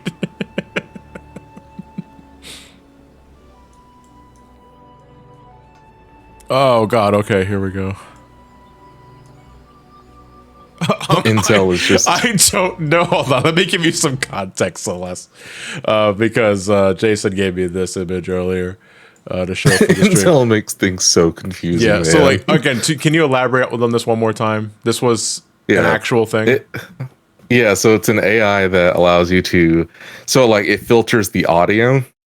So like, let's say you're streaming and someone in proximity chat just goes off on random slurs.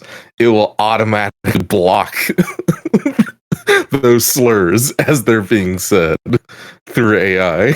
But you can set it where they only have to block some of it.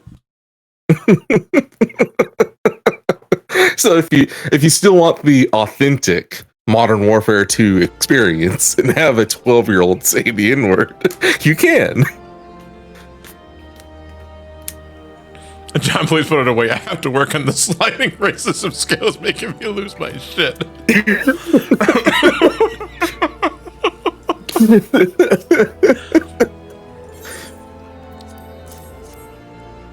So I want to show this to Elon. Just fucking.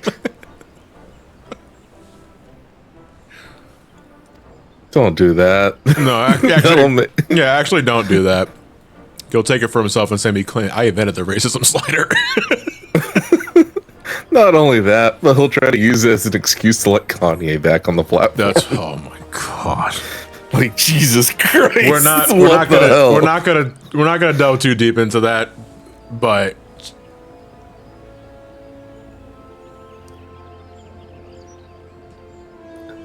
I don't want to get into that, but that's about as bad as OJ making a book of how I would get away with it. how I did. No, it was like if I did it. I think was the name of the book. I think the name of the book was If I Did It. I was like, what the fuck?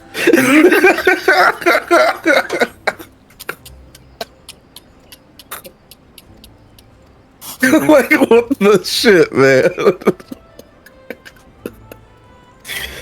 Oh Jesus. Anyway, we can fight Garuda now. No, anyway, I just finished Sonic Frontiers. No spoilers, but I really enjoyed it apart from some of the story grabs. So that's cool. I hope you enjoyed yourself with the stream. Sorry that you kind of hard shifted into the racism slider discussion over on this stream, but I'm glad you enjoyed yourself. Yeah, I hope you liked Garuda.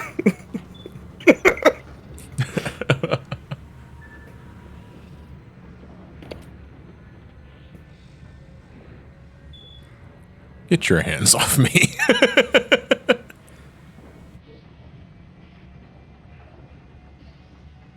To Kurthus and an audience with the Harpy Queen Garuda. Enterprise. Oh man.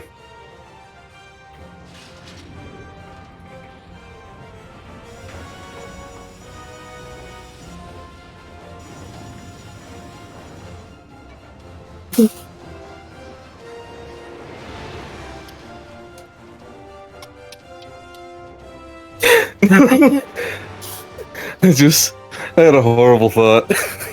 Our raid hashtag is not binary N-word for the record. No. That shouldn't have to be said. What were you thinking, Jason?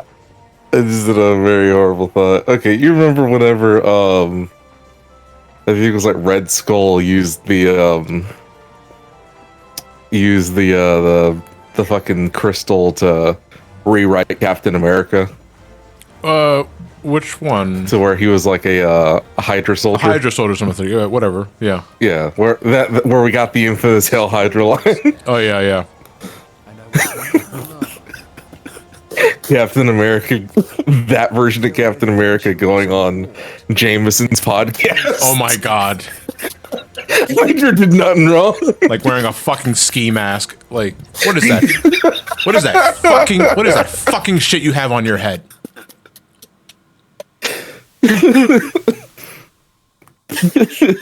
Got the break.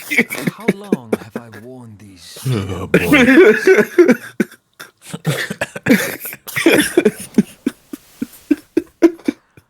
It's a fucking zoo out there, ladies and gentlemen.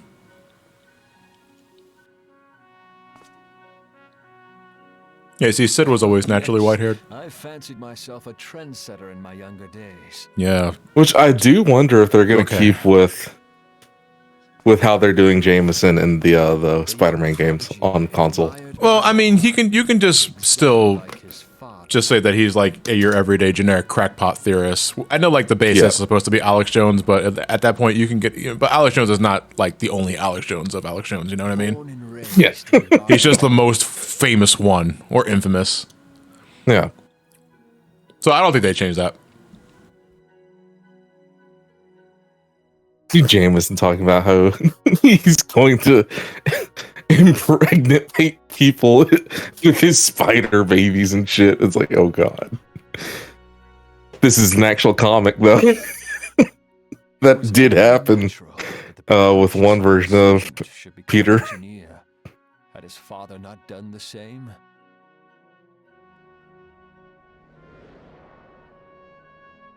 Radioactive spider come. Father, when did we stop seeing eye to eye? When he got tempered. He's gonna make the freaking spiders gay. When did your loved ones cease to matter? Is he strong? Listen, chum. He's got radioactive cum. Watch out. No, I mean, watch out. That shit's radioactive.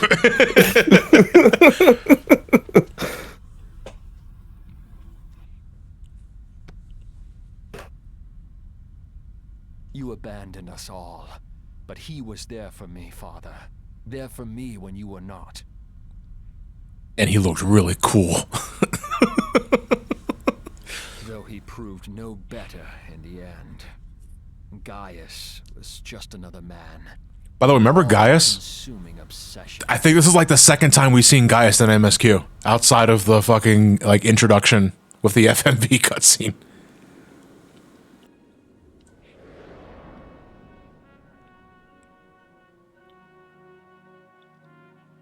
And so I ran, left the Empire behind and came to Eorzea, where I built the ironworks.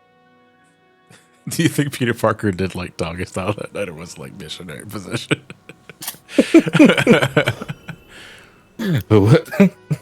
We'll never know. All we know is that it was to die for. Yeah, to die for. Probably doing like probably dead man's plank. This one never made sense to me. As in what? Oh, no, because what's happening here is that Sid is regaining lost knowledge that he lost after the issue with the calamity. Ah, yes, it was then that I first donned these goggles. Because there's actually something that 1.0 players get that new players don't get. And because the thing about Final Fantasy's 1.0's ending, as in like when Louis Swall teleports you 5 years into the future, if you're a legacy player, as in you've been playing this game since 1.0, you are still the same character you were when Bahamut like fucked shit up. But for some reason, after being flung 5 years into the future, folks' memories of you, if it wasn't outright wiped, it was made incredibly foggy. And it's not until this point in the story and later where like the spell is lifted and folks suddenly remember who you are. But Sid's the first one to have remember you now? Yeah. Dude, you still owe me like $20. Oh shit. They just jumps off. The wind in your hair, the endless sky. That light. It was you. Okay, but if you're a new player, then this is just utter nonsense. I think it could have been better. It should have been framed differently for new players because ultimately what they're talking about is like, no, this is the same Warrior of Light that was in 1.0, but it doesn't make any sense if you start in 2.0. But look up the cutscene in if for a legacy player, and this scene is pretty different. The Enterprise was made for this, to carry Eorzea's protectors into battle. Yeah, I think they should have framed this cutscene differently if you were an actual new player or a new adventurer. So anyway, I was a light bulb. Sid? What exactly do you remember? Alphinaud, my boy. Sorry to have been such My boy. Where is our ketamine?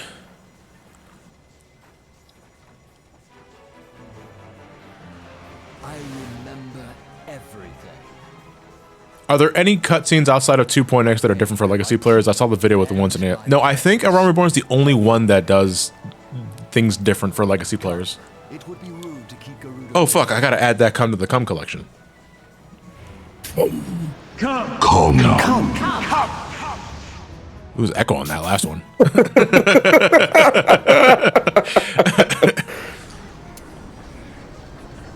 Fight me.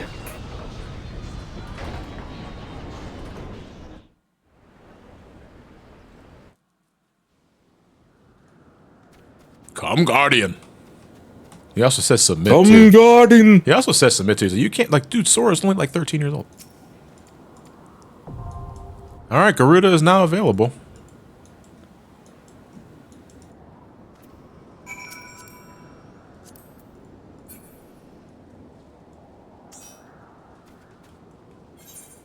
All right, I don't think anybody else can join us for this though. Well, they can't enter here because this is a unique instance for story purposes. So we'd have to I don't know how to invite anybody. Maybe the contacts. No, can I even do that from here? We'd have to leave, I think. Did we talk to you? Yeah, we can go back to Gridania. 1 second, I'll be back. Blue Donna, watch the plane.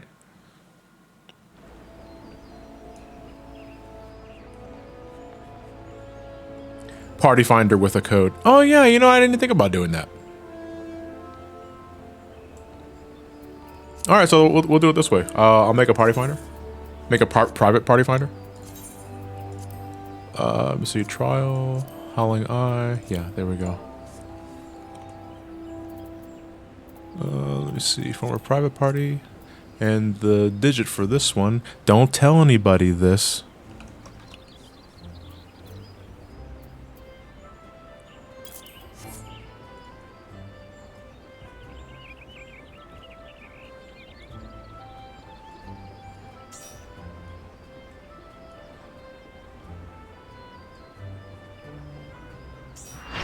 Am I gonna do the alliance raids? Yeah, I'm doing everything with this character, JC.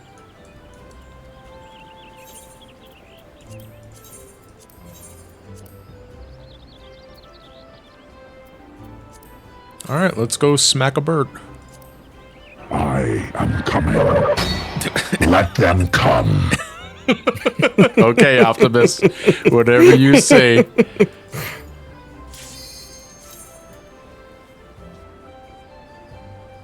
So when is this character going into UCOB? Ray, I mean, I do want to take Romani into Ultimates eventually, but I also kind of just want to do Coils, like, synced with this character, too, and stream that. Because I think Coils are really fascinating. Take off that silly-ass hat. Is the AR Alliance... Yeah, they are. Crystal Tower is now just mandatory.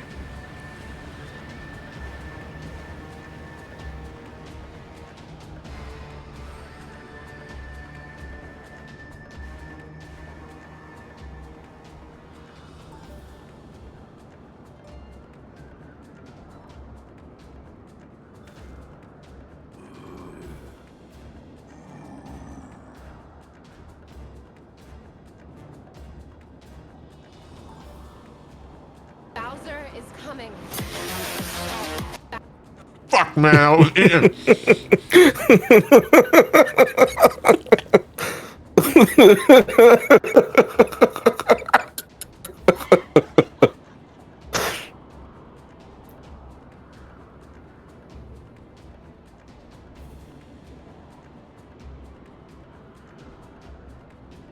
Yo, the feathers on my head are going crazy. If only I had the King Slime hat.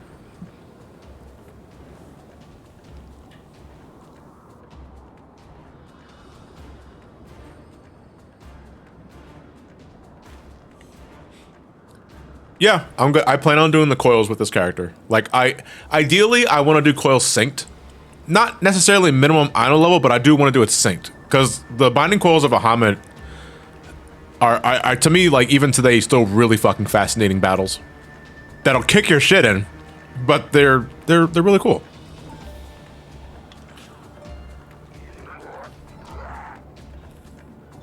They're basically the precursor to Savage fights before Savage was a thing.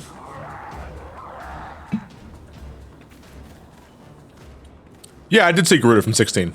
They definitely fucking made her even more hornier yeah, in that game than here. And I didn't think that was possible.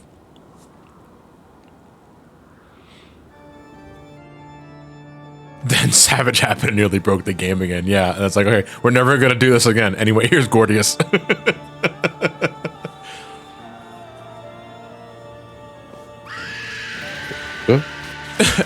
I have a question for God. Why?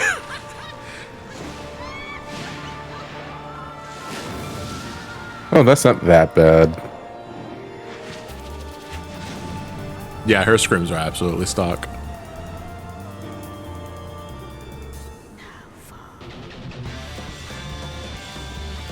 She honestly reminds me of the God, what was her name?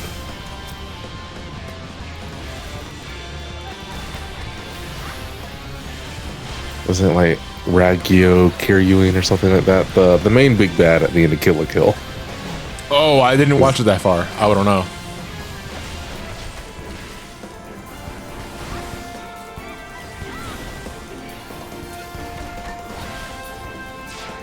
Garuda and 15 looks so sick. Are we talking 14's Garuda or the 15 exclusive Garuda?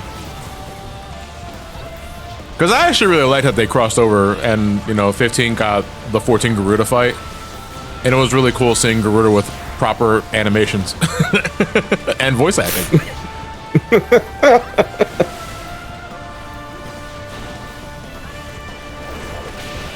Oh, the 15 one. Yeah, the 15 design for Garuda was actually pretty cool too. You get to fight that Garuda in the crossover event for this game too.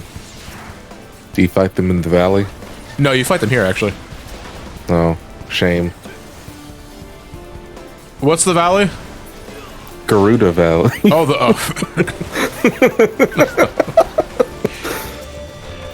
Boop.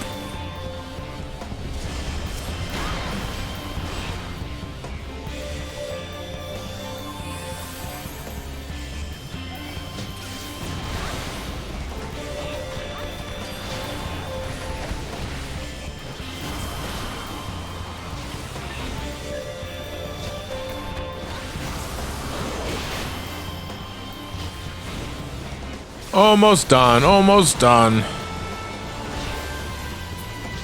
No, come back.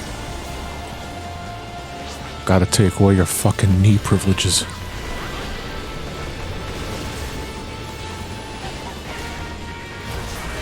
There we go.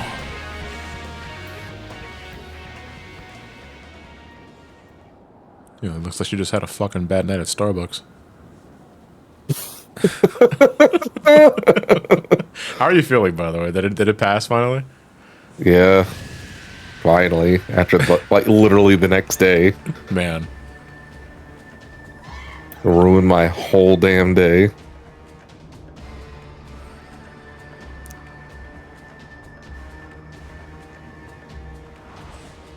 she just fucking said lol, didn't count.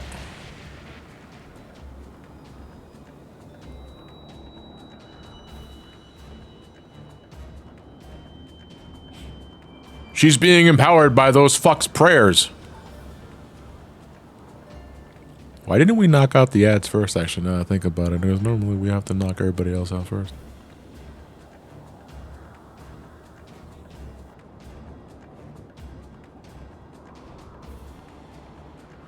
What? People are bitching about the Japanese Sonic script. About what? For But Frontiers? like, yeah. I mean, But here's the thing, though. They're running it through YouTube's Translate. Like the auto-transcribe. Oh, of course it's going to be bad, you dipshit. I mean, you don't even need to do that, though, because the script inherently is also not good. Because that script was written in English first. And translated to Japanese very weirdly. So if anything, using YouTube Translate on top of that shit, that script has to be incomprehensible. Yeah. Do we have an example? Form an opinion on on the script itself, not Vietnamese crystal. Oh, you know, I would love to meet the dude. I want to meet the content creator who unironically judged the Vietnamese crystal dub as if it was an official product. What the fuck is Iggy Bag fuck? Nintendo approved this?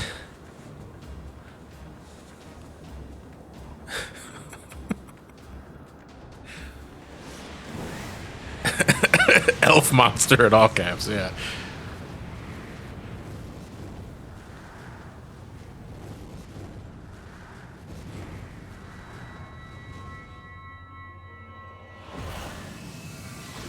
God, that helmet, so gaudy.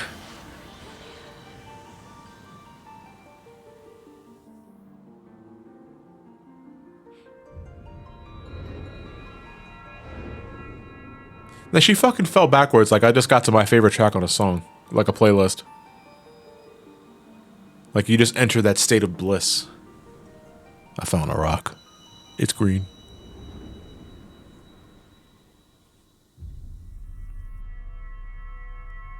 It's like nut. Fuck,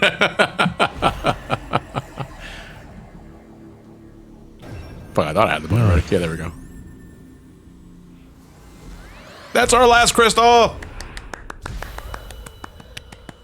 We are now on the road to a Realm Reborn endgame. Although we still got a bit to go, so don't rest easy.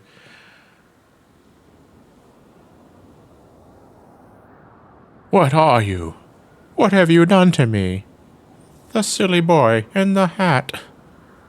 Submit! Is that me talking to her? Or is that her talking to me? Can I say that is a surprisingly masculine voice for Garuda? But then again, the funny thing about Garuda's design in 15 was that feminine face chest was very masculine. So I think they were trying to go for like a hybrid between the two. Take off that silly ass hat. Where's the master crystal? No, not that. You're actually describing Heidelwind's mother crystal. I thought you died already. What are you still doing here? No, that's why I found funny with the fucking Pachita memes. Yeah. At the very start of Chainsaw Man's airing. Yeah. Where everyone was just like, Stroking my dick. I got lotion on my dick right now. I'm just stroking. Whoa. All right, I think we should get Oh, Lady of the Vortex. Oh, mighty Garuda. May I have your autograph? I am a big fan. Primals the most terrible. I say again, is that all? Oh my god, like a fucking wrestler. Shut up, Gaius. No one's here. Fucking die! Come, Guardian! Well, for one who has forsaken kin and country. The fuck is happening? We defeated the last of the major primals in Realm Reborn, and now her head's gonna get bitten off. Let's go! What exactly did you hope to accomplish here this day? oh, and Trav, just as a heads up, we have toggled the N-word. Huh? As in, we adjusted the slider. Just like the thing. Did you see the thing we posted in the Discord? Hold on. Yeah, we had to adjust the racism slider. Yeah. Oh.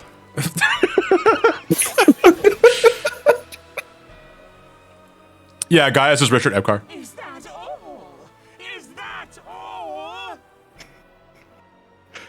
Check images for stream. Yeah, I'm looking at it.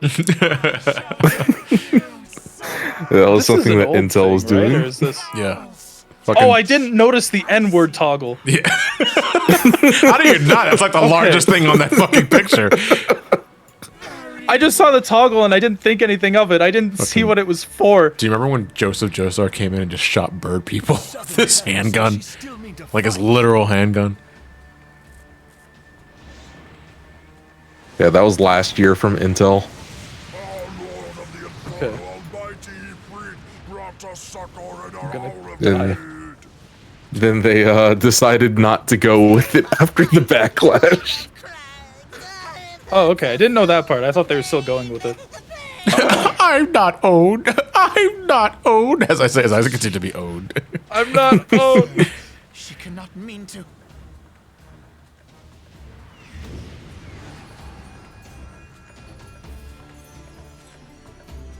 Oh boy, we're getting an early preview of Ooh here, ladies and gentlemen. You're not getting context for that later until later. Although as soon as I unlock them, I'm gonna probably be making a stream out of that because I do want to get my ultimate clears with Romani as well. Probably starting with Uwu, and then I'll do T, and then U-Cup because fuck U-Cup.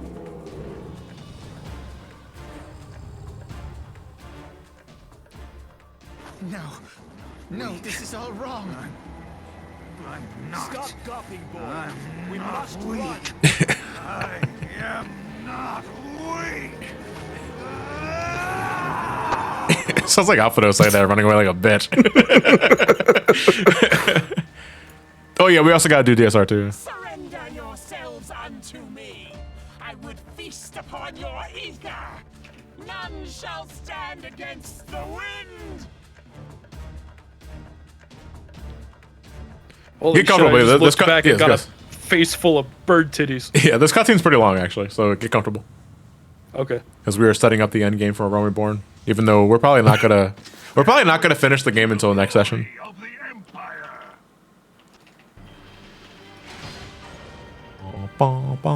Wait for Lander around, guys. It's like your aim's a little off, shithead. Give me your face. That was lame. He just Maria disappeared. Died? No shit, Shadow. Like, What you expect when she took I a bullet? rise, you fall. Come.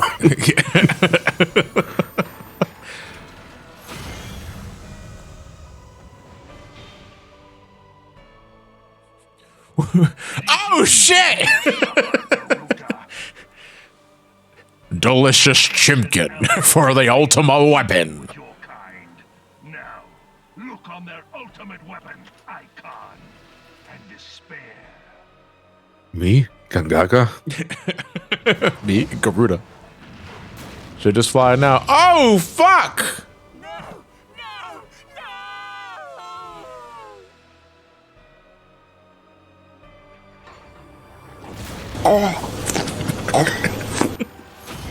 Me? Squid. Fucking die! Magnificent. It exceeds all expectations. How it feels to chew 5 gum. That's amazing. I want to eat some bird head. Anyway, I'm going to take off What? with my fucking No imperial head? dildos No now. Yeah.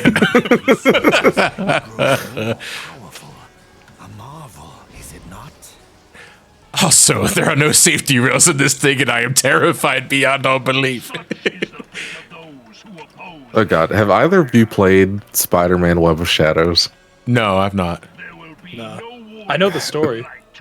That game has 5 gum advertisements randomly strewn about it.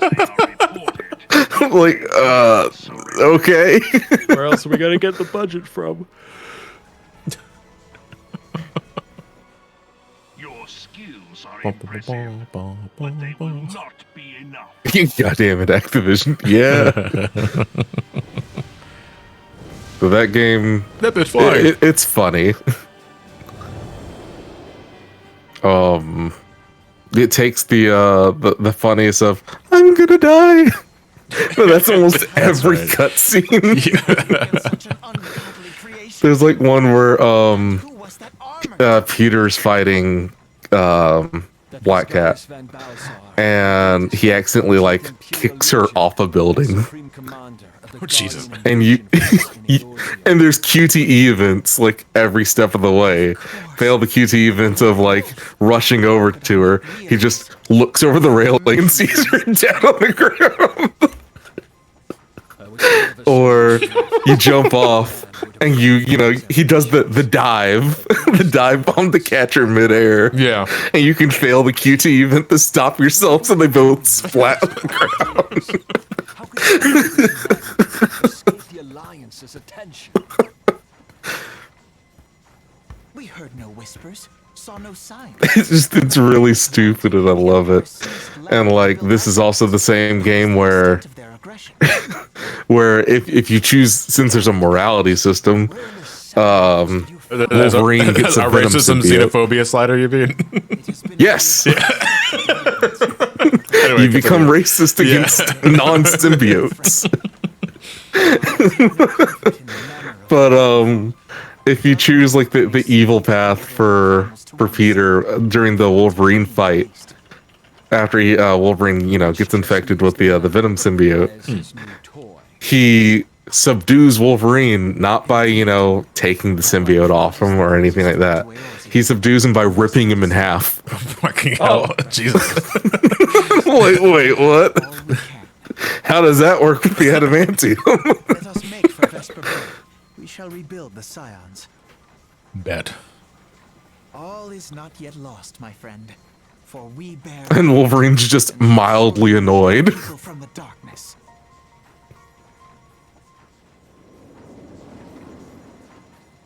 I kind of like the green glow of the Howling Eye area. That's really nice. So yeah, shit went down. A lot of shit went down. The ultimate weapon is activated, and it munched on all the primals and is fueled by the power of earth, wind, and fire. Do you remember? Earth, wind, and balls. I'm sorry. I don't mean to keep yawning. Balls. Reclamation. Okay. I think that is where we're going to call it, though. We were close to the 4-hour mark anyway. I'm feeling a little burnt out, but I'm having a lot of fun with this stream, ladies and gentlemen. Off screen, I'm gonna fucking hell. Wasn't ready for that, man. Off screen, I'm gonna unlock the Ixal Beast Tribe, and I'm going to start leveling up my crafters. Because I want to do that with this character. Off screen, I already leveled up my I leveled up my miner, as in like mining minerals and shit. Because leveling up your gatherers is so easy. It is so easy. I went from 0 to 50 in 2 hours, only using like 20 loves or some other shit. It's really fucking easy. So I'm probably gonna start doing that off screen. But you guys have been wonderful, lovely company. Today was actually a really fucking great stream. I really liked how today won places, and I'm saving the racism xenophobia slider into my meme bitches because that shit was great. Yeah, this was one hell of a stream. We didn't even start the Shadow the Hedgehog playthrough yet, and you think of all streams that would be the one to introduce the fucking racism xenophobia slider, but no, it's black fucking important. Yeah, how much black alien do you tolerate on the slider? Please answer this question. This is going to be on the test. But yeah, this was a great stream. So let's see if we can find someone to raid. If any mutuals are on. Butterbuns is on. She's playing Bayonetta 3. Okay, so let's not embarrass ourselves. We're not going to use goat fucker. ASMR stepdad. What the fuck did I miss? Oh, no. You missed a lot. You missed a lot. Yeah, you missed a lot. All right, we're gonna use ASMR stepdad. She's gonna have to get the context for herself, assuming she doesn't already know it, or ASMR World War II. No, just ASMR stepdad. That's fine. That's fine. All right, guys. Send her my love. She's a great person. And, I'll see you tomorrow for the beginning of the Shadow the Hedgehog all A ranks playthrough. That's at 5 p.m. EST. Right here on this channel. Have a good night, everybody. Take care. As soon as I can hit the raid button. It's always fucking awkward when the raid now button does not sync. Fuck!